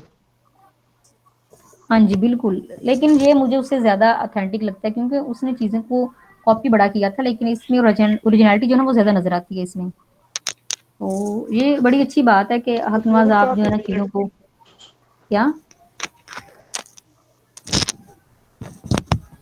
हाँ जी, मतलब जब हम चीज़ों को एनालाइज करना शुरू कर देते हैं ना कि अच्छा फ्रांसिस बेकन में और उसमें आपने जैसे भी कहा कि चौसर में ये क्वालिटी थी, तो तब जो है ना असल लर्निंग तब हो रही होती है कि आप चीज़ों को जब समझना शुरू कर देते हैं। तो अच्छी बात है हकनवाज। तो जी मतलब कि उसके पास थे वो क्रिटिकल भी था और काफी मतलब हाँ कि हाँ मुल्कों में विजिट भी कर, फिर वो इस तरह के काफी उसके पास और भी इसके अलावा काफी थे, वो हाँ मैंने लिखे थे साइड पे। हाँ जी, ये जो फ्रांसिस बेकन की बात कर रहे हैं, चौसर की बात कर रहे हैं? चौसर चौसर की बात करें, मैंने कहा उसमें भी काफी ये एक्सपर्टीज थी, हाँ ये बिल्कुल। बेकन की तरह उस चौसर को कितनी चौसर में। जुबानें आती थी बना, चौसर को कितनी जुबानें आती थी? तीन गालबन चार आते थे, गालबन तीन के चार चार मतलब। कौन कौन सी? ये बड़ा इंपॉर्टेंट क्वेश्चन है ना, पेपर में इटालियन, अक्सर पूछ लेते हैं। इटालियन थी, इंग्लिश थी, अच्छा, लैटिन थी। और इटालियन, फ्रेंच। हाँ जी, 4 ज़ुबानें इसको आती थी। तो ये मतलब बड़ी बात है। तो चलें, अच्छा अभी जो फ्रांसिस बेकन है उसने एक बुक भी लिखी थी, हेनरी 7। तो ये इसने बड़ी एक फर्स्ट साइंटिफिक हिस्ट्री जो है ना वो इंग्लिश लैंग्वेज में मानी जाती है बाय फ्रांसिस बेकन। ठीक है, उसके बाद जो लिटरेरी वर्क्स इसके काफी ज्यादा है हमारे पास, लेकिन वो हम बिल्कुल भी नहीं पढ़ने हैं। लेकिन ये है कि इसकी जो मैकियावेलियन अप्रोच थी ना वो थी। मैकियावेलियन अप्रोच में आपको मैंने बताया क्या होता है कि मैकियावेली जो है उसने जो लिखा था कि आप अपने, उसने स्पेशली एक बुक लिखी थी द प्रिंस, उसमें वो रूल्स लिखे थे कि एक प्रिंस जो है उसको अपना स्टेट को चलाने के लिए कुछ भी करना पड़े तो वो कर ले, लोगों को कत्ल भी करना पड़े तो वो कर सकता है। तो उसी चीज को बहुत से जो लोग हैं ना, जो एक मतलब पॉलिटिक की एक बुक है, एक सियासत की बुक है, पोल साइंस की बुक है, उसको उसी अप्रोच को ना बहुत से राइटर्स ने बड़ा फॉलो किया। ठीक है, जैसे हमने स्पेनिश ट्रेजेडी देखी है। तो अब ये जो फ्रांसिस बेकन है इसने भी इस अप्रोच को बड़ा यूज किया था। जैसे कि आप लोगों ने इसके एसेस भी देखे होंगे, इसके एसेस की जो कोटेशंस है ना वो अक्सर आमतौर पर पूछी जाती हैं। तो ऑफ ट्रूथ में उसने ये मतलब बताया कि जो है आप उसमें छोटे छोटे जो है वो मिलाना शुरू कर दें झूठ में, सॉरी सच के अंदर थोड़ा थोड़ा झूठ मिलाते जाएं, जैसे हम प्योर सोना नहीं इस्तेमाल कर सकते, इस तरह की बातें उसने की हुई हैं। तो उसने ऑफ डेथ के बारे में बात की है कि जो डेथ है वो इतनी भी पेनफुल नहीं है जितना हमने इसको समझा हुआ है। ठीक है, और ऑफ रिवेंज में इसने असल में ना आपको जो उनकी मेन थीम है बस वो बताना चाह रही हूँ। ऑफ रिवेंज में आप ना कहीं लिख लीजिएगा, क्योंकि जब थीम का पता हो ना फिर इंसान बाकी चीजों को खुद ही एनालाइज कर लेता है। ठीक है, उसके बाद जो ऑफ रिवेंज है उसमें उसने ये कहने की कोशिश की है कि आप रिवेंज नहीं लें द रिवेंज ऑफ रिवेंज में उसने कहा है। ठीक है, क्योंकि जो रिवेंज होता है वो एक वाइल्ड जस्टिस होता है। Revenge is a kind of wild justice, ये इसकी कोटेशन यस है। मैम, जी ठीक है, जी यस, अब यहाँ तो हाँ जी चलिए अच्छी बात है। उसके बाद इसकी जो है एडवर्टाइजेज हैं, आई थिंक ये इम्पोर्टेंट नहीं है। तो उसके बाद जो इसकी ऑफ पेरेंट्स एंड चिल्ड्रन है ये अक्सर पूछा जाता है। तो उसमें इसने ये बताने की कोशिश की है कि जो है पेरेंट्स जो हैं उनकी जो लाइफ है वो यानी कि हमें अपने पेरेंट्स की खिदमत करनी चाहिए। शॉर्टकट में ये उसमें उसने बताने की कोशिश की। Of marriage and single life में उसने ये बताया है जी कि जी बेशक जो सिंगल लाइफ है जो मतलब जो सिंगल होते हैं बेशक वो बहुत अच्छे काम कर लेते हैं, लेकिन जो ग्रेटेस्ट वर्क्स है ना वो आज तक जितने भी ग्रेटेस्ट वर्क्स हैं वो सब के सब मैरिड लोगों ने ही किए हैं। ठीक है, फिर ऑफ ग्रेट प्लेसेस में उसने ये बताया है कि हम जो हैं जो हाईएस्ट लोग होते हैं उनसे बड़ा इम्प्रेस हो रहे होते हैं, असल में एक्चुअली वो जो लोग होते हैं वो हमसे एक ज्यादा एक सख्त लाइफ गुजार रहे होते हैं। तो यस मैम, ऐसे ही है। हाँ जी, उसके बाद फ्रेंडशिप है। इसकी तो एग्जाम्पल हम अपने अराउंड इर्द गिर्द भी ये देख सकते हैं, जितने मतलब बड़े लोग होते हैं इंटरनली तौर पे काफी मतलब हाँ हाँ कि ये बिल्कुल। अब डिस्टर्ब ना करते। मतलब उन्हें वैसे जोड़ तो देता, अगर कि डिस्टर्ब होता है। हाँ हाँ हाँ हाँ, ऐसे ही है। तो अब जो इसकी ऑफ फ्रेंडशिप इसने इसमें को दिया हुआ है उसकी अरिस्टोटल ने जो एक कोटेशन लिखी थी, but what so ever is dilated in solitude is either a wild beast और अ बर्ड। तो ये जो कोटेशन है ये फ्रांसिस बेकन ने कोट की है अपने ऐसे में। और उससे मतलब इसने ये बताने की कोशिश की कि फ्रेंडशिप है ये एक चीज है। तो ये बड़ी जो पढ़ते भी हैं कि some books are to be chewed, ये सारी वो इसी में से ली गई है। ठीक है, तो some books are to be tasted, others to be swallowed and some food to be chewed and digested. ठीक है, ये एक बड़ी मजे की यस कोटेशन है। और वाकई जो लोग रीडिंग करते हैं उनको पता होगा इस लाइन में कितनी गहराई है, जो लोग मतलब चीजों को अंडरस्टैंड करते हैं। ये जो इसका फ्रांसिस बेकन के जो एसेज हैं ये इसमें मैंने आपको शार्ट सा बता दिया, रिवाइज करवा दिया है। अब जो डॉक्टर फॉस्टस बाय मार्लो है, नंबर लाइन में ई स्किप हुआ है वो ऐड कर दूंगी मैं। द जी ऑफ माल्टा है, क्रिस्टोफर मैम, मार्लो जो एक है इसका क्वेश्चन। हम थोड़ा सा एक शॉर्ट सी बायोग्राफी देख लेते हैं जी। फ्रांसिस बेकन में किस तरह के क्वेश्चन आएंगे ये? इसकी टैक्स वगैरह पूछेंगे या उसका क्या? हाँ जी, नहीं नहीं इसकी ना आपसे टेक्स्ट ही पूछी जा सकती है, ठीक। में नहीं पूछे जाते इसके क्वेश्चंस जो हैं। यही पूछा जाता है कि इससे ना किस ऐसे से ली गई है, इससे ज्यादा नहीं पूछते हैं वो। या फिर ये पूछ सकते हैं कि उसके एडिशंस कितने हुए थे, बस इससे ज्यादा नहीं। कितने एडिशंस में उसने करवाया था, उसने ना काफी सारे, आई थिंक 3-4 उसने एडिशंस थे। तो पहले उसने थोड़े से पब्लिश करवाए, फिर उसमें मजीद ऐड किए, फिर मजीद ऐड किए, फिर मजीद ऐड किए। आई थिंक 3-4 दफे में जाके ना इसके ये एसेज कंप्लीट हुए थे। ठीक है, तो वो थोड़ा बहुत पूछ लेते हैं, लेकिन टोटल 58 एसेज हैं इसके। लेकिन जो हमारे मुख्तलिफ यूनिवर्सिटीज के सिलेबस में है ना, सिर्फ टोटल वो सिर्फ इसके आई थिंक कोई 12 से 13 एसेज हैं। तो लिहाजा ये एक बहुत बड़ी गेम नहीं है, अगर आप लोग इनको स्टडी भी करना चाहें तो आप लोग कर सकते हैं। ठीक है, लेकिन पेपर में बहुत ज्यादा नहीं पूछा जाता। लेकिन प्रॉब्लम पता है क्या है, कि पीपीएससी को हम चैलेंज नहीं कर सकते हैं, हम एक्सपेक्ट नहीं कर सकते कि पीपीएससी क्या पूछेगा और कितना पूछेगा।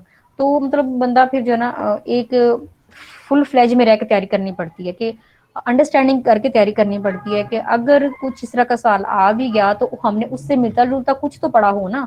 बंदा फिर थोड़ा ना उसको थोड़ा टाइम लगा के एनालाइज करके तो लिंक बना के बंदा फिर उसका जवाब देने वाला बनता है। ठीक है, क्योंकि उन्होंने कौन सा सीधे से सवाल पूछने होते हैं हमसे।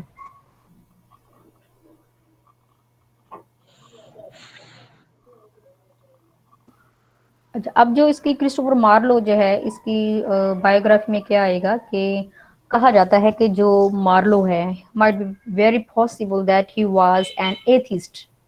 ठीक है, तो मतलब कुछ कहा नहीं जा सकता था भी या नहीं था।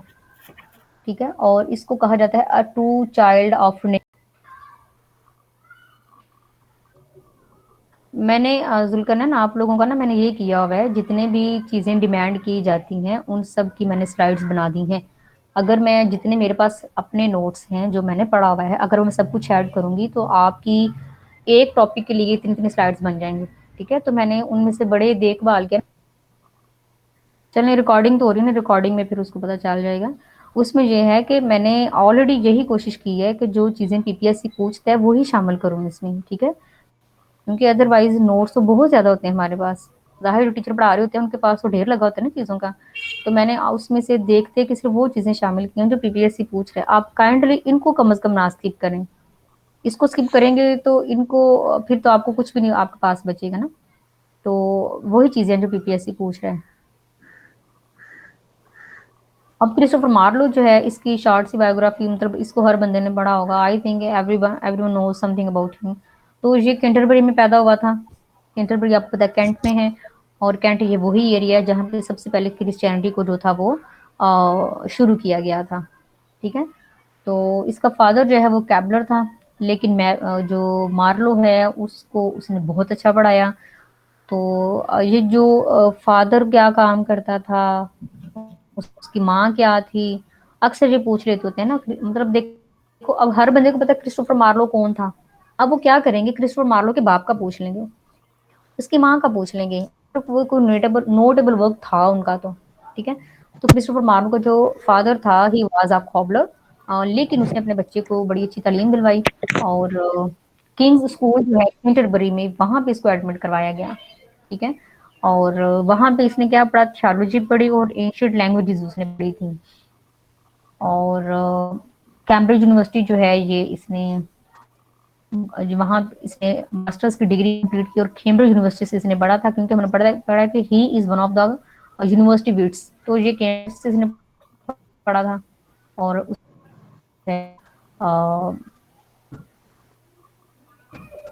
उसने इसको यानी कि बेन जॉनसन जो है उसने मार्लो को एज दिया, इसको टाइम दिया, इसको इंट्रोड्यूस करवाया, इसको लॉन्च करवाया, और इसने फिर एक बड़ा बेहतरीन जो रिजल्ट है वो दुनिया को दिया। ठीक है, तो इसके बारे में एक और चीज मैंने आपको बता दी है कि इसको समझा जाता है कि शायद शायद क्योंकि एक तस्वीर मिलती है ना उसकी शेक्सपियर की, तो लोगों को लगता है कि शेक्सपियर की तस्वीर को थोड़ा सा मोल्ड किया जाए। शेक्सपियर की सिर्फ एक तस्वीर है, तो लोगों को लगता है कि अगर शेक्सपियर की तस्वीर को थोड़ा सा मोल्ड किया जाए तो हो सकता है कि ही इज मार्लो। लेकिन ये ठीक ऐसी बात नहीं है। और पीपीएससी या कोई भी लेक्चरर, कोई भी जो टेस्ट होता है ना, वो कभी भी आपसे डिस्प्यूटेड क्वेश्चंस नहीं पूछेंगे, क्योंकि एक डिस्प्यूट क्वेश्चन आ गया ना तो पूरी जो आवाम है वो फिर कहती है कि इस क्वेश्चन का हमें इजाफी नंबर दिया जाए। ठीक है, अब हमारे पास जो है ये इसको मतलब ये मरा कैसे था, अननोन लोग थे, अननोन जो इसकी अकाउंट बताई जाती हैं कि लोगों को नहीं पता क्यों मारा गया था। एक इन में बैठे कोई, तो वहीं पे इसको जो ड्रैग से जो था ना, ड्रैगर जो था उससे कर दिया गया था। हाँ जी, जुल्करनैन आपने हैंड रेज किया हुआ, ऑप्शन पूछ लें, फिर हम इसकी राइटिंग शुरू करते मैम इसमें हैं। सबसे पहले हमारे पास उसकी राइटिंग है, दैट इज द ज्यू of Malta, and it is not it's complete name. Shortcut में इसको द ज्यू ऑफ माल्टा ही कहा जाता है। इसमें भी मैकियावेलियन जो अप्रोच है वो यूज की गई है। मैकियावेलियन अप्रोच इसमें जो है वो यूज करता है जो हमारा इसका मतलब मेन कैरेक्टर है। अब लोग कंफ्यूज हैं कि इसका जो मेन कैरेक्टर है वो प्रोटैगनिस्ट है या एंटागनिस्ट है। वो आप लोग खुद भी वो कर सकते हैं, उसको एनालाइज खुद भी कर सकते हैं।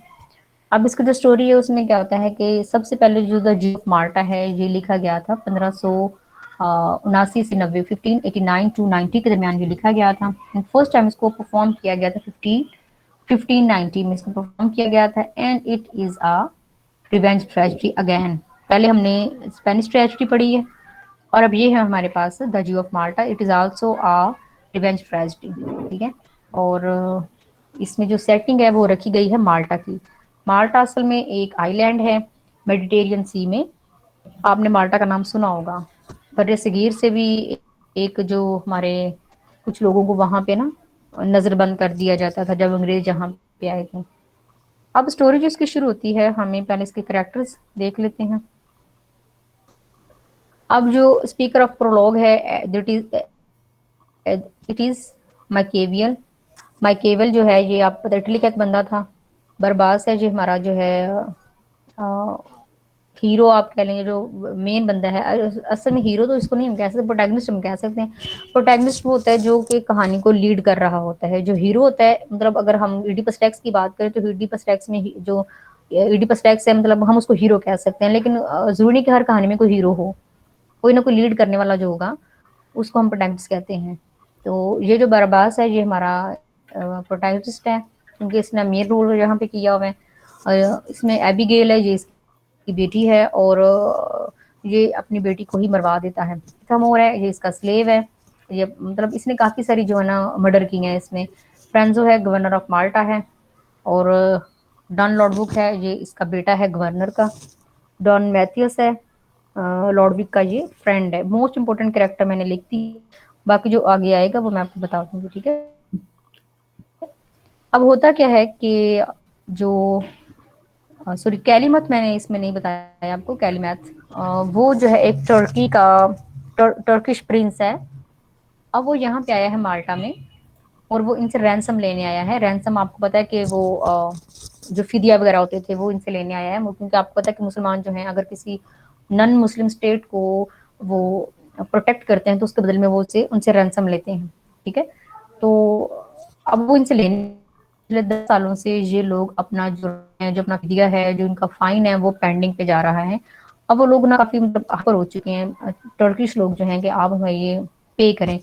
वो ये उससे कुछ टाइम मांग लेता है।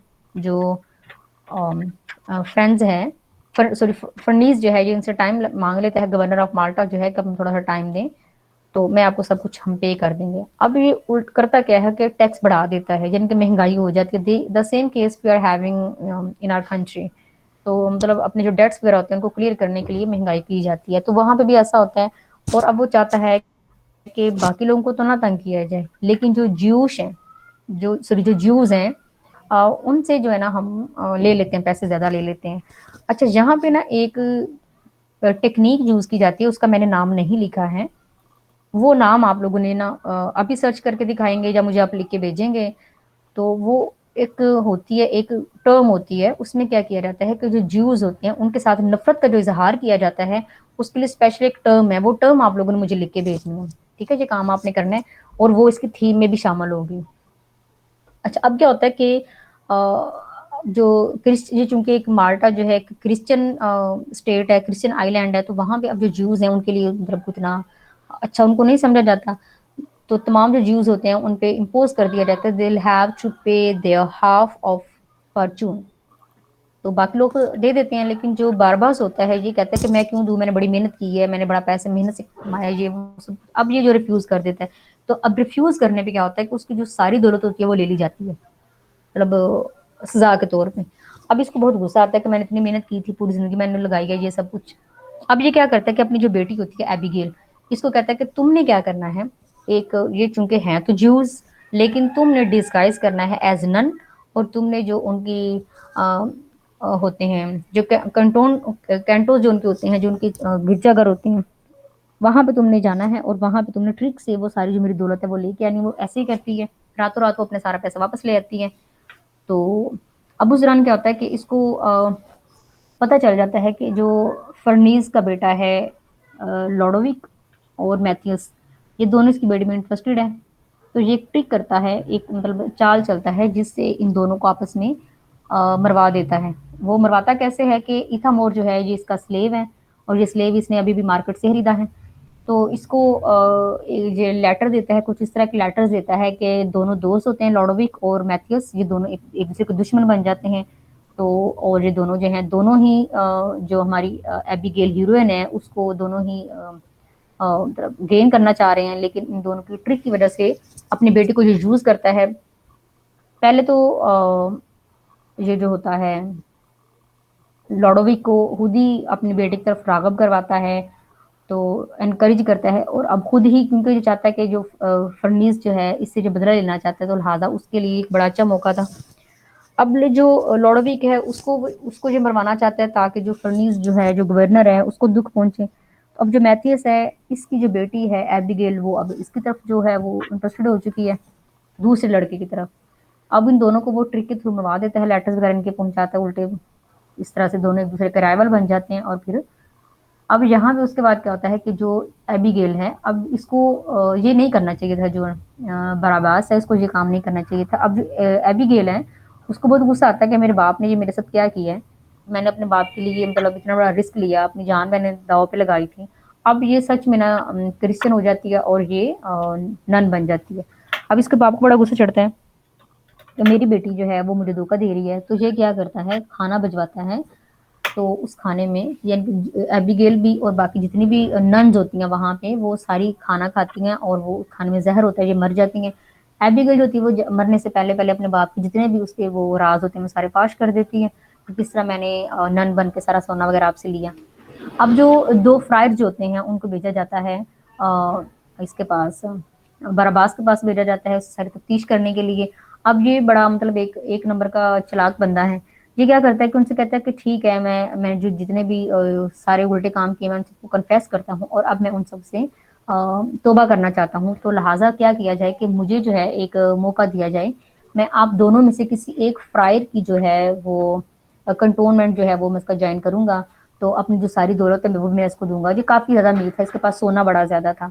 तो अब ये जो दोनों फ्रायर्स होते हैं ये दोनों आपस में लड़ाई शुरू कर देते हैं कि बराबास जो है ये मेरे उसमें गिरजा में आएगा, दूसरा कहते हैं मेरे में आएगा। तो इसी दौरान जो होता है इथामोर जो होता है, जो उसका स्लेव होता है, वो इनमें से एक फ्रायर को कत्ल कर देता है और उसका नाम डाल देता है दूसरे पे कि इसको दूसरे ने मारा है। ठीक है, अब ये एक बड़ी प्रॉब्लम हो जाती है। तो इस दौरान फिर क्या होता है कि जो इथामोर होता है इसका, जो इथामोरा है जो इसका स्लेव है, अब इसके जितने भी अमाल थे वो सारे इसको पता थे। लेकिन ये एक प्रोस्टिट्यूट होती है, उसका नाम आप बेला बेला मीरा इसका नाम है, आई थिंक मैंने यहाँ पे नहीं लिखा हुआ। हाँ जी, बेला मीरा जो है उसके पास ही जाता है। तो एक दिन उसको वो नशे में सारी बातें बता देते हैं, और यहाँ पे जो जो बराबास होता है इसको पता चल जाता है कि मेरा राज जो है फाश हो चुका है। ज़ाहिर है उसको पता चले, उस औरत को पता चले, बाकी सबको पता चल जाएगा।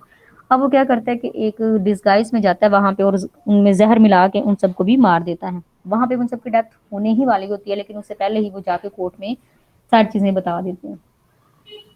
अब इसको पता चल जाता है कि अब ये मेरी मतलब मेरे साथ बुरा होने वाला है। ये फिर क्या करता है कि जो टर्किश लोग होते हैं उनके पास चला जाता है, तो उनको कहता है कि चलिए मैं आपका साथ दूंगा। तो लेकिन वहां पे इसको गवर्नर बना दिया जाता है, और फिर वहां पे इसको जाके एहसास होता है कि मुझे ये काम नहीं करना चाहिए था। तो लिहाजा ये अब अपने मतलब कंट्री वापस भी आना चाहता है पैट्रियोटिज्म की वजह से। लेकिन इस दौरान फिर ये जो है इसकी जो चालें हैं वो थोड़ी नाकाम होना शुरू हो जाती हैं, और फिर एटलीस्ट जो है ये अब फर्नीस फिर इसको कहता है कि ठीक है, हम तुम पे भरोसा करते हैं, लेकिन फिर वो इस पर भरोसा नहीं करते, उसका भरोसा मतलब उसको इस पे फिर गुस्सा चढ़ जाता है। तो फिर एटलीस्ट जो है ये फर्नीस को मारने के तरीके सोच रहा होता है, लेकिन खुद जो है जो बराबास जो है ये खुद ही वो मर जाता है। तो द ज्यू ऑफ माल्टा जो है ये इसकी ये कहानी है। इसमें मतलब एक जो उन्होंने बताया कि किस तरह से एक इंसान जो है वो दो रियासतों को भी आपस में लड़ा सकता है, या जो इनकी जो कनिंगनेस है ज्यूज की वो इसमें दिखाने की कोशिश की गई है, लेकिन एक्चुअली में इन्होंने इसकी जो जुल्म इन पे हो रहे थे वो भी दिखाने की कोशिश की है कि किस तरह से इन लोगों को मतलब आप उसकी आधी जायदाद ले रहे हैं सिर्फ अपने मकसद के लिए। ये इन्होंने यहाँ पे इस पे इसको हाईलाइट किया हुआ है मार्लो ने। तो उस टाइम पे जो ज्यूज थे उन पर बातचीत की जा रही थी, यानी कि उनको मजलूम साबित करने की कोशिश की जा रही थी। तो यही एक ट्रिक जो है इसमें इसने इस्तेमाल की है, रिवेंज ट्रेजेडी अगेन। पहले हमने स्पेनिश ट्रेजेडी पढ़ी है और अब ये है हमारे पास द ज्यू of Malta, it is also a revenge tragedy. ठीक है, और इसमें जो सेटिंग है वो रखी गई है माल्टा की। माल्टा असल में एक आइलैंड है मेडिटेरियन सी में। आपने माल्टा का नाम सुना होगा, बर्रे सगीर से भी एक जो हमारे कुछ लोगों को वहां पे ना नजरबंद कर दिया जाता था जब अंग्रेज यहाँ पे आए थे। अब स्टोरी जो इसकी शुरू होती है, हमें पहले इसके कैरेक्टर्स देख लेते हैं। अब जो स्पीकर ऑफ प्रोलॉग है इट इज माइकेवियल। माइकेवियल जो है ये आप पता इटली का एक बंदा था। बरबास है जो हमारा जो है हीरो आप कह लेंगे, जो मेन बंदा है। असल में हीरो तो इसको नहीं हम कह सकते, प्रोटैगनिस्ट हम कह सकते हैं। प्रोटैगनिस्ट वो होता है जो कि कहानी को लीड कर रहा होता है। जो हीरो होता है, मतलब अगर हम इडिपस टैक्स की बात करें तो इडिपस टैक्स में जो इडिपस टैक्स है मतलब हम उसको हीरो कह सकते हैं, लेकिन जरूरी नहीं कि हर कहानी में कोई हीरो हो, कोई ना कोई लीड करने वाला जो होगा उसको हम प्रोटैगनिस्ट कहते हैं। तो ये जो बरबास है ये हमारा प्रोटैगनिस्ट है, क्योंकि इसने मेन रोल यहाँ पे किया हुआ है। इसमें एबिगेल है, ये की बेटी है, और ये अपनी बेटी को ही मरवा देता है। थमोर है, ये इसका स्लेव है। ये मतलब इसने काफी सारी जो है ना मर्डर की हैं इसमें। फ्रेंजो है, गवर्नर ऑफ माल्टा है, और डॉन लॉर्डविक है, ये इसका बेटा है गवर्नर का। डॉन मैथियस है, लॉर्डविक का ये फ्रेंड है। मोस्ट इंपोर्टेंट कैरेक्टर मैंने लिख दी, बाकी जो आगे आएगा वो मैं आपको बता दूंगी। ठीक है, अब होता क्या है कि जो सॉरी कैलीमत मैंने इसमें नहीं बताया आपको। कैलीमत वो जो है एक टर्की का टर्किश प्रिंस है। अब वो यहाँ पे आया है माल्टा में, और वो इनसे रैंसम लेने आया है। रैंसम आपको पता है कि वो जो फिदिया वगैरह होते थे वो इनसे लेने आया है, क्योंकि आपको पता है कि मुसलमान जो हैं अगर किसी नॉन मुस्लिम स्टेट को वो प्रोटेक्ट करते हैं तो उसके बदले में वो उनसे रैंसम लेते हैं। ठीक है, तो अब वो इनसे लेने 10 सालों से ये लोग अपना जो अपना फिदिया है, जो इनका फाइन है वो पेंडिंग पे जा रहा है। अब वो लोग ना काफी मतलब आकर हो चुके हैं, टर्किश लोग जो हैं कि आप हमें ये पे करें। वो ये उससे कुछ टाइम मांग लेता है। जो फ्रेंड्स है सॉरी फर्नीस जो है ये इनसे टाइम मांग लेता है गवर्नर ऑफ माल्टा जो है कि हम थोड़ा सा टाइम दें तो मैं आपको सब कुछ हम पे कर देंगे। अब ये उल्ट करता क्या है कि टैक्स बढ़ा देता है, यानी कि महंगाई हो जाती है। The same case we are having in our country. तो मतलब अपने जो डेट्स वगैरह होते हैं उनको क्लियर करने के लिए महंगाई की जाती है, तो वहां पे भी ऐसा होता है। और अब वो चाहता है कि बाकी लोगों को तो ना तंग किया जाए, लेकिन जो ज्यूश हैं जो सॉरी जो ज्यूज हैं उनसे जो है ना हम ले लेते हैं, पैसे ज्यादा ले लेते हैं। अच्छा, यहाँ पे ना एक टेक्निक यूज की जाती है, उसका मैंने नाम नहीं लिखा है। वो नाम आप लोगों ने ना अभी सर्च करके दिखाएंगे या मुझे आप लिख के भेजेंगे। तो वो एक होती है, एक टर्म होती है, उसमें क्या किया जाता है कि जो ज्यूज होते हैं उनके साथ नफरत का जो इजहार किया जाता है उसके लिए स्पेशल एक टर्म है। वो टर्म आप लोगों ने मुझे लिख के भेजनी है। ठीक है, ये काम आपने करना है और वो इसकी थीम में भी शामिल होगी। अच्छा, अब क्या होता है कि जो ये चूंकि एक माल्टा जो है क्रिश्चियन स्टेट है, क्रिश्चियन आइलैंड है, तो वहां पे अब जो ज्यूज हैं उनके लिए मतलब उतना अच्छा उनको नहीं समझा जाता। तो तमाम जो ज्यूज होते हैं उन पे इम्पोज कर दिया जाता है, दे विल हैव टू पे देयर हाफ ऑफ फॉर्चून। तो बाकी लोग दे देते हैं, लेकिन जो बारबास होता है ये कहता है कि मैं क्यों दूं, मैंने बड़ी मेहनत की है, मैंने बड़ा पैसे मेहनत से कमाया, ये वो सब। अब ये जो रिफ्यूज कर देता है, तो अब रिफ्यूज करने पे क्या होता है कि उसकी जो सारी दौलत होती है वो ले ली जाती है, मतलब सजा के तौर पे।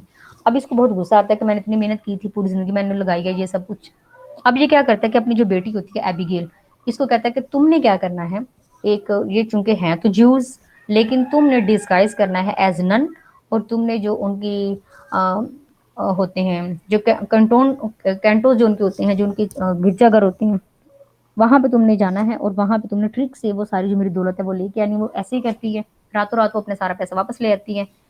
तो अब उस दौरान क्या होता है कि इसको पता चल जाता है कि जो फर्नीज का बेटा है लॉडोविक और मैथियस, ये दोनों इसकी बेटी में इंटरेस्टेड है। तो ये एक ट्रिक करता है, एक मतलब चाल चलता है जिससे इन दोनों को आपस में मरवा देता है। वो मरवाता कैसे है कि इथामोर जो है ये इसका स्लेव है, और ये स्लेव इसने अभी भी मार्केट से खरीदा है। तो इसको ये लेटर देता है, कुछ इस तरह के लेटर्स देता है कि दोनों दोस्त होते हैं, लॉडोविक और मैथियस, ये दोनों एक दूसरे के दुश्मन बन जाते हैं।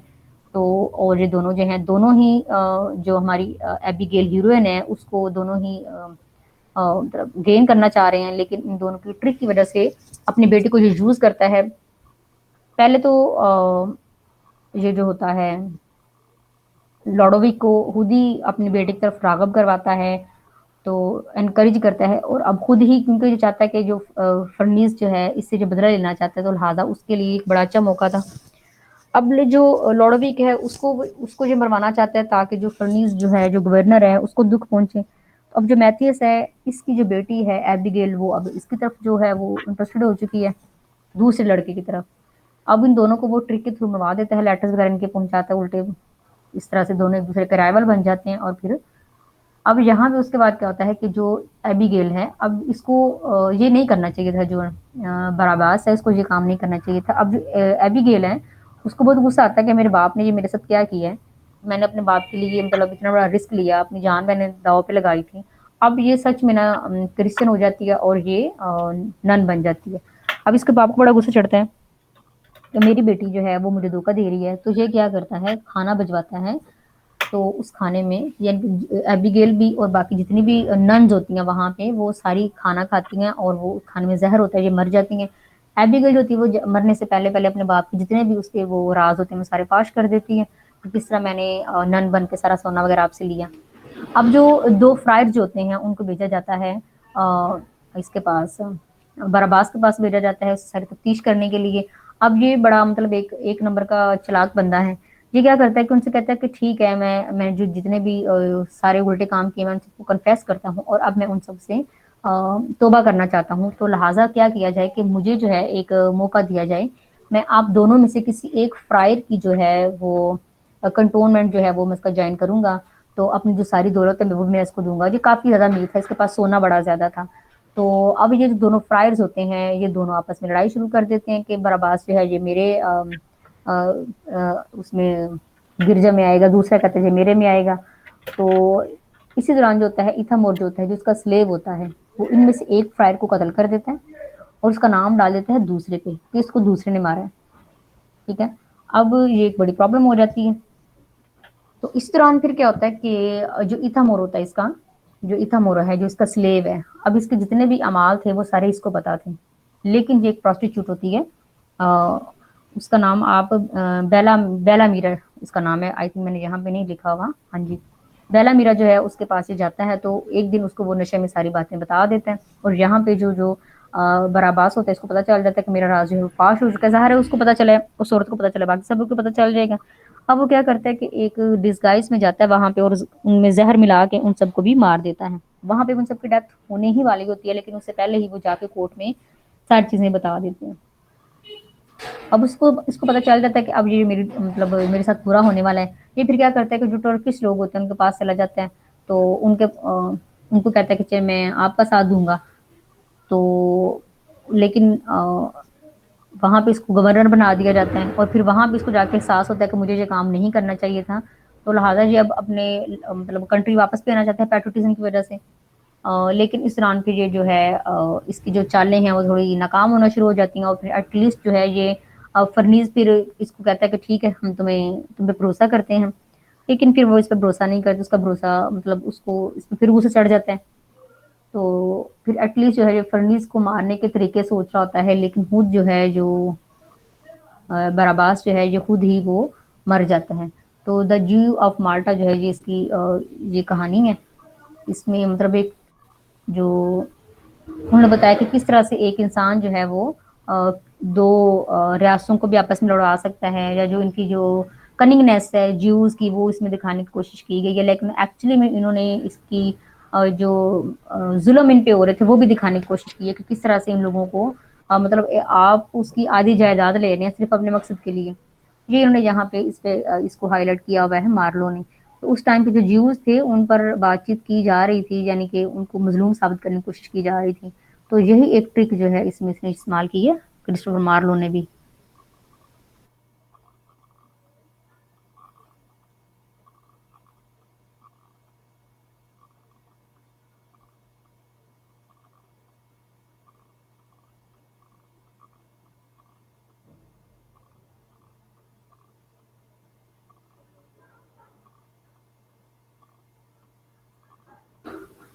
तो ये हमारे पास अब टैम्बरलेन है। टैम्बरलेन आपको जो तैमूर का नाम आपने सुना होगा, मीर तैमूर जो है जो बरसीर में भी आया था, उसी पे बेस करके जो स्टोरी बनाई गई है। तो इसमें बहुत सी चीज़ें ऐसी हैं जो कि हकीकत में बेस नहीं करती हैं, लेकिन चूंकि ये मुसलमानों के आपको पता है कि दुश्मन है, तो इन्होंने मतलब काफ़ी एक बुरे तरीके से इसको ट्रीट किया गया है इसमें।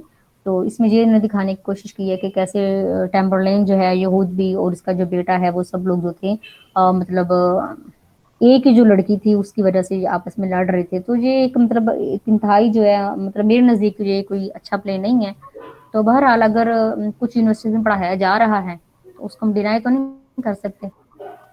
आमतौर पे मेरा ख्याल है कि इस तरह की जो डिस्प्यूटेड या कोलसम जो प्लेस या राइटिंग्स होती हैं वो पेपर्स में या सिलेबस में नहीं आनी चाहिए। तो चलें आ जाती हैं तो हमें भी पता चल जाता है कि वो लोग जो हैं वो किस तरह का जो काम है वो कर रहे हैं। ठीक है, इसके बाद जो है चलें इसकी स्टोरी शॉर्टकट में। टेम्बरलेन जो है इसकी वाइफ है, इसके दो बेटे हैं, उनकी ये स्टोरी दिखाई गई है। ये इसकी काफ़ी जो स्टोरी ना काफ़ी कॉम्प्लिकेटेड सी है, मतलब जल्दी समझ नहीं आती है स्टूडेंट्स को।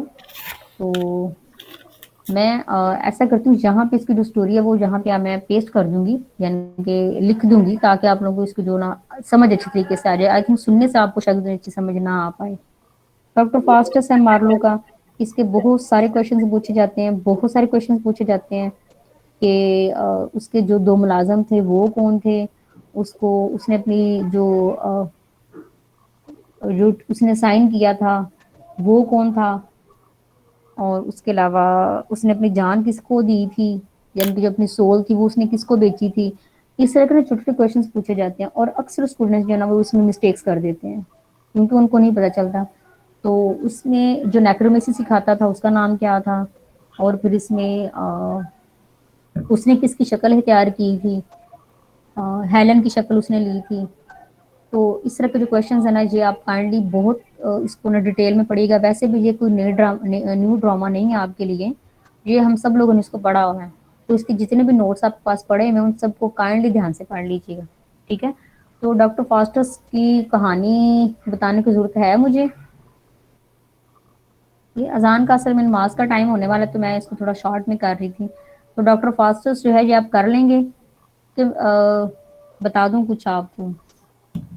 मेरा तो वैसे भी बड़ा फेवरेट प्ले है, मतलब काफ़ी इसमें इस चीज़ें उन्होंने बताई हैं। तो एक बड़ा फाइनेस्ट प्ले है, और इसके हाँ जी, इस ये जो डॉक्टर फास्टस है ना इसकी जो बड़ी इंपॉर्टेंट चीज़ है वो ये है कि ये एक वर्नैकुलर प्ले है। ये अक्सर पेपर में पूछ लेते होते हैं। तो वर्नैकुलर प्ले हमने पढ़ा था कि वो प्लेज होती थी जिनमें थीम ली जाती थी बाइबल से, और लेकिन उसको सेटिंग जो थी उसकी वो रखी जाती थी इसमें मतलब आम इंसान जो थे वो इसमें लिए जाते थे। तो इससे पहले हम लोग ये पढ़ रहे थे कि जो ग्रीक ट्रेजेडी थी उसमें जो होती थी ट्रेजेडी वो ही उसकी होती थी किंग कोइन की होती थी या एरिस्टोक्रेटिक क्लास का दिखाया जाता था, लेकिन यहाँ पे जो है ये कॉमन मैन की ट्रेजेडी को दिखाया जा रहा होता था।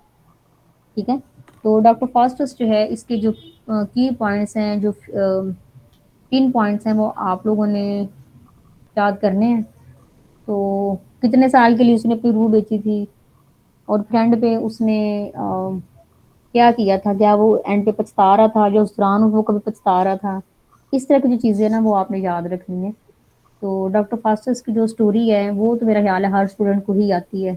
हाँ जी, जुल्कर नैना आप इसके बारे में बताएंगे भला थोड़ी सी स्टोरी क्या होता है इसमें? मैम प्रॉपर याद नहीं है, लेकिन ये है कि थोड़ा बहुत है इसमें आइडिया कि ये अच्छा, जो है। मुझे तो लग रहा था कि आप अच्छा। हाँ जी, फरीजा आप क्या बताएंगी? आपने हैंड रेस किया हुआ। He sells his soul to devil to learn magic. Yes. For how many years? Yes, ma'am. For how many years he sold his soul? I He थिंक said 24 years. 24 years. After he 24 years. जी 24 year ही था। हम्म, ठीक है। ना इसके मतलब ये एक मेरे ख्याल में ये एक न्यू प्ले नहीं है हमारे लिए, इसलिए मैंने इस पे एक नोट्स वगैरह इसलिए नहीं तैयार किए, इनके मेरे ख्याल में ये आप लोग खुद कर सकते हैं। तो चलिए डॉक्टर फास्टस की स्टोरी जी हम जो है ना इंशाल्लाह इसको पढ़ते हैं। इसकी थोड़ा सा स्टोरी आप करवा दें, बस हाँ उसको जी, थोड़ा सा लाइट मैं तोड़ दें। आपको बता देती हूँ, ठीक है? मैं आपको बता देती हूँ। असल में डॉक्टर फास्टस जो है ना, इसकी लाइन्स बड़े मज़े की हैं। इसमें जो उसने काम किया वो मुझे तो मतलब बड़ा मज़ा आया था इसका। तो मतलब ये कहता है कि ये किस यूनिवर्सिटी में पढ़ रहा था, ये पूछा जा सकता है आपसे। जर्मन यूनिवर्सिटी में पढ़ रहा था और ये था कौन? ये एक जर्मन था। अब एक और चीज़ जो आप लोगों के लिए मतलब इंटरेस्ट वाली होगी कि ये जो डॉक्टर फास्टस है, माना जाता है कि actually there was a person जिसने ये सब कुछ हकीकत में किया था और उसी को बेस बना के ये स्टोरी बनाई गई है। और जो डॉक्टर फॉस्टस है ये एक्चुअली ये कॉपी है। एक्चुअल में इसका जो प्ले था मेरे जहन से निकल चुका है, वो आई थिंक जर्मन में ही या किसी और जो है ना स्टाइल में लिखा गया था और वो भी सेम नेम से था, ठीक है? लेकिन जो है रिटर्न, हाँ जी, तो लेकिन जब ये इंग्लिश में है ना बाय पेन ऑफ मार्लो, तो इसको पूरी दुनिया में जो है वो अप्रिशिएट किया गया। उससे पहले ये जो थीम है, ये नाम और ये स्टोरी मौजूद थी। ये एक नई चीज़ नहीं है, ठीक है? ये आप थोड़ा सा इसको देख लीजिए कि ये हकीकत में भी एक स्टोरी थी। एक तो ये थी वो थ्योरी है और दूसरी थ्योरी ये है कि एक्चुअली में वहाँ पे एक प्ले भी मौजूद था इससे पहले, किसी और लैंग्वेज में था वो, ठीक है? तो अब यहाँ पे अज़ान शुरू हो चुकी है, तो उसने जो अपना वो लिखा था, साइन किया था, वो किससे किया था? किस इंक से किया था? उसने ब्लड से किया था। अब इसकी जो स्टोरी है ना वो बड़ी मज़े की है। मतलब ये एक मतलब पीएचडी स्कॉलर था, एक यूनिवर्सिटी में पढ़ा रहा होता है। लेकिन होता क्या है कि ये कहता है कि इतना पढ़ने के बावजूद भी मैं क्या हूँ? मैं सिर्फ़ एक डॉक्टर हूँ। तो मतलब मेरा नाम नहीं है दुनिया में, लोग मुझे पहचानते नहीं हैं, मैं बस यूनिवर्सिटी में एक बंदी, मेरी लाइफ है, मैं आ रहा हूँ, जा रहा हूँ, बस ये सब कुछ। तो इसको कुछ और चाहिए था, बियॉन्ड द नॉलेज, इस तरह करके ना बड़े मज़े का इसने मतलब किया हुआ है। तो अब ये क्या चाहता है कि मुझे जो है ना कुछ ज़्यादा मिले, ये कंटेंट नहीं है अपनी जो अल्लाह ताला ने इसको दिया हुआ है, शुक्रगुज़ार नहीं है उसके। तो फिर ये क्या करता है कि ये मतलब अपने सर्वेंट्स वगैरह होते हैं, इर्द-गिर्द के लोगों से कुछ मतलब बातचीत करते हैं, तो फिर एटलीस्ट इसको जाके कहीं एक जो है ना वो क्लिक करता है कि मुझे ना नेक्रोमेंसी सीख लेनी चाहिए। उसमें बंदा पूरी दुनिया पे राज भी करता है और आने वाला जो यानी कि इसको नॉलेज जो था ना, नॉलेज का इसको बड़ा शौक था। लेकिन हर चीज़ की एक लिमिट होती है, तो इसको लिमिट से ज़्यादा करता है और वो नेक्रोमेंसी जो है ना वो शुरू करता है। अब इसके लिए वो मतलब अच्छा, ये विटनबर्ग यूनिवर्सिटी जो है ना, हाँ जी, वो मैं आपको बताती हूँ। इसमें 7 डेडली सिंस भी आएँगे और 7 जो उसमें पर्सोनिफिकेशन की गई है उनकी, ठीक है? इसमें जो जितने भी जो पॉइंट्स हैं ना मैं इसमें ज़रूर शामिल कर दूँगी। मुझे ये था कि आपके पास इसका डाटा है, इसलिए मैंने यहाँ पे कुछ नहीं लिखा था। तो मैं इंशाल्लाह ये सारा डाटा यहाँ पे ज़रूर लिखूँगी क्योंकि ये बड़े इंपॉर्टेंट क्वेश्चंस बनते हैं इनसे। और वो फिर क्या करता है कि अब जो नेक्रोमेंसी शुरू करता है, तो एटलीस्ट फिर इसका जो सामना है मतलब काफ़ी सारे प्रोसेसेस गुजरने के बाद फिर इससे जो क्या उसका नाम था जो उससे मिलने आता है? हाँ जी, मेफिस्टोफेलिस जो है वो फिर इसके पास आता है और ये बड़ी मतलब एक मज़े की लाइन है कि यहाँ पे जो भी इंसान जो है अल्लाह ताला के नाम को या मतलब वो तो लोग गॉड कहते हैं ना कि गॉड का जो नाम होता है उसको डिफेम करता है या रीशेप करता है या डी शेप करता है, तो उस वंडरफुल रूह को, उस वंडरफुल सोल को लेने के लिए लूसी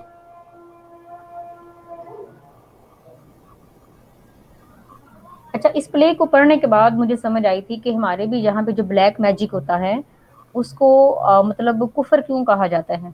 अब देखें कि ब्लैक मैजिक जो होता है उसमें हम जो कलमा पढ़ते हैं ना, ला इलाहा इल्लल्लाह मुहम्मदुर रसूलुल्लाह, इसमें आपने अगर इसकी टेक्स्ट पढ़ी होगी डॉक्टर फास्टस की, तो आपको पता होगा कि जो हम अरेबिक में पढ़ते हैं ना, ला इलाहा इल्लल्लाह, इसी को डी शेप किया गया है, डी शेप किया गया है इसको लूसीफर के कलमे के साथ। ठीक है, कि जैसे हम कहते हैं ला इलाहा इल्लल्लाह, तो वो उसकी जगह लूसीफर का नाम लेता है। तो ये एक यानी कि एक बहुत बड़ा कुफर था जो इस बंदे ने किया था, डॉक्टर फॉस्टस ने, और ये इसने पढ़ा भी था। ठीक है, और इसने जो ट्रीटी साइन की थी उस पर ये लिखा भी हुआ था। अब ये जो साइन करता है वो ब्लड के साथ करता है। ठीक है, इसको अब इसके दौरान जो है 24 ईयर्स जो है वो, जी फरीजा, हाँ जी, क्या कहना है आपने?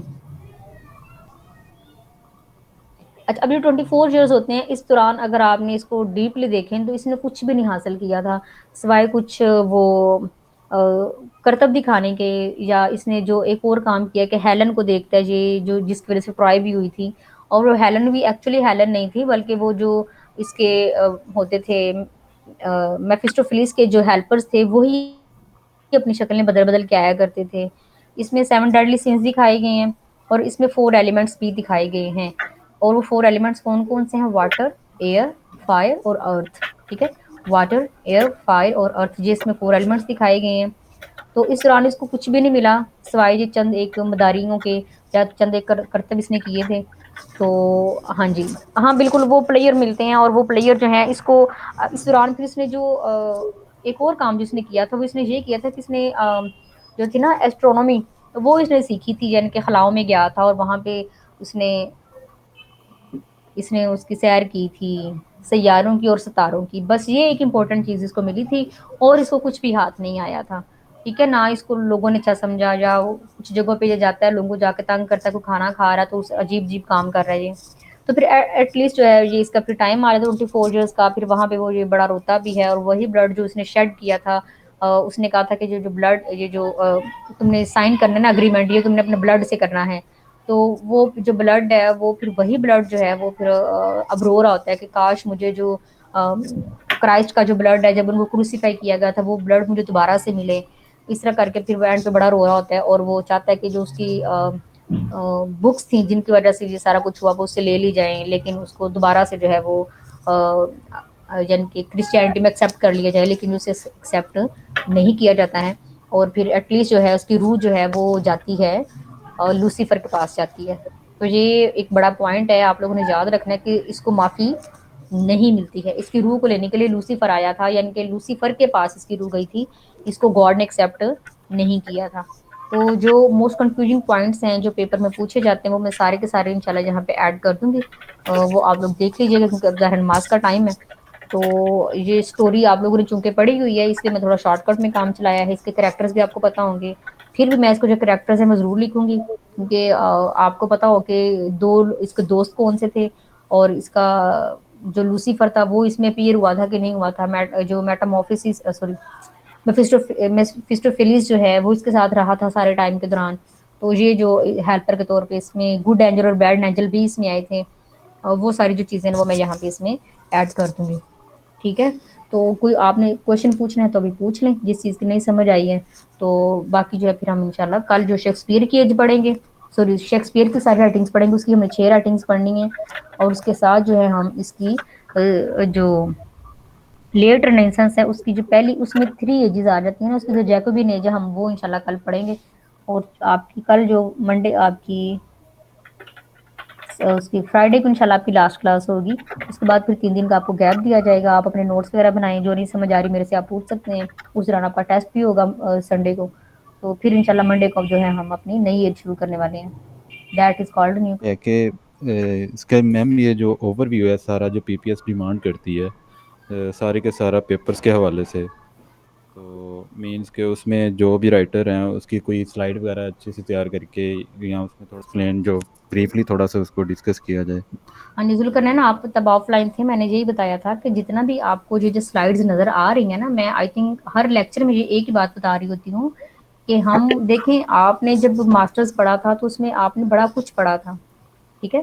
तो जी अभी जी, हम जो पढ़ रहे हैं ना, मैं कह रहा था कि ये जो है ना सारी एक ही हो जाए, मीन्स के एक ही स्लाइड पे हो जाए सारा कुछ, एक स्लाइड मीन्स पे, के। जैसे मैंने आपको टेबल भेजा था ना एंग्लो नॉर्मन का, जी जी तो उस तरह फिर वो टेबल बुक की फाइल अगर बन सके, क्योंकि लिखा तो सारा मेरे पास मौजूद है, बस उसको करना ही है, कॉपी जी पेस्ट ही जी करना जी, होगा। बिल्कुल हाँ ऐसे जी, ही है।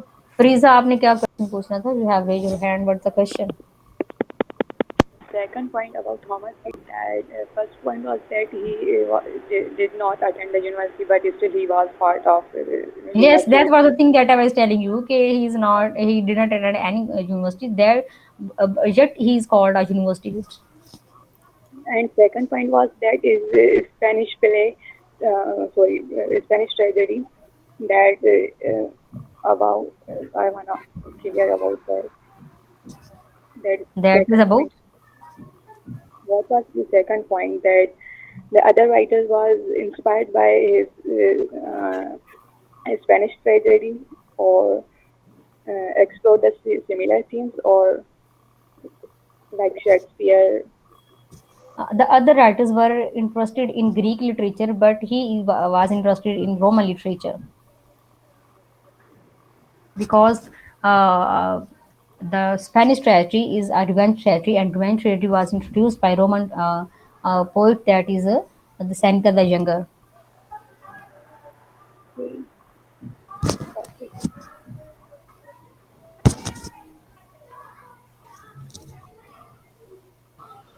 चलिए, और कोई भी आपने कोई पॉइंट पूछना हो, कोई भी आपको नहीं समझ आई, ज़ाहिर है इस टाइम आप पढ़ रहे होते हैं, लेकिन बाद में कभी नहीं भी समझ आती है, आप लोग पूछ लीजिएगा, ठीक है, मैसेज करके आप लोग पूछ सकते हैं।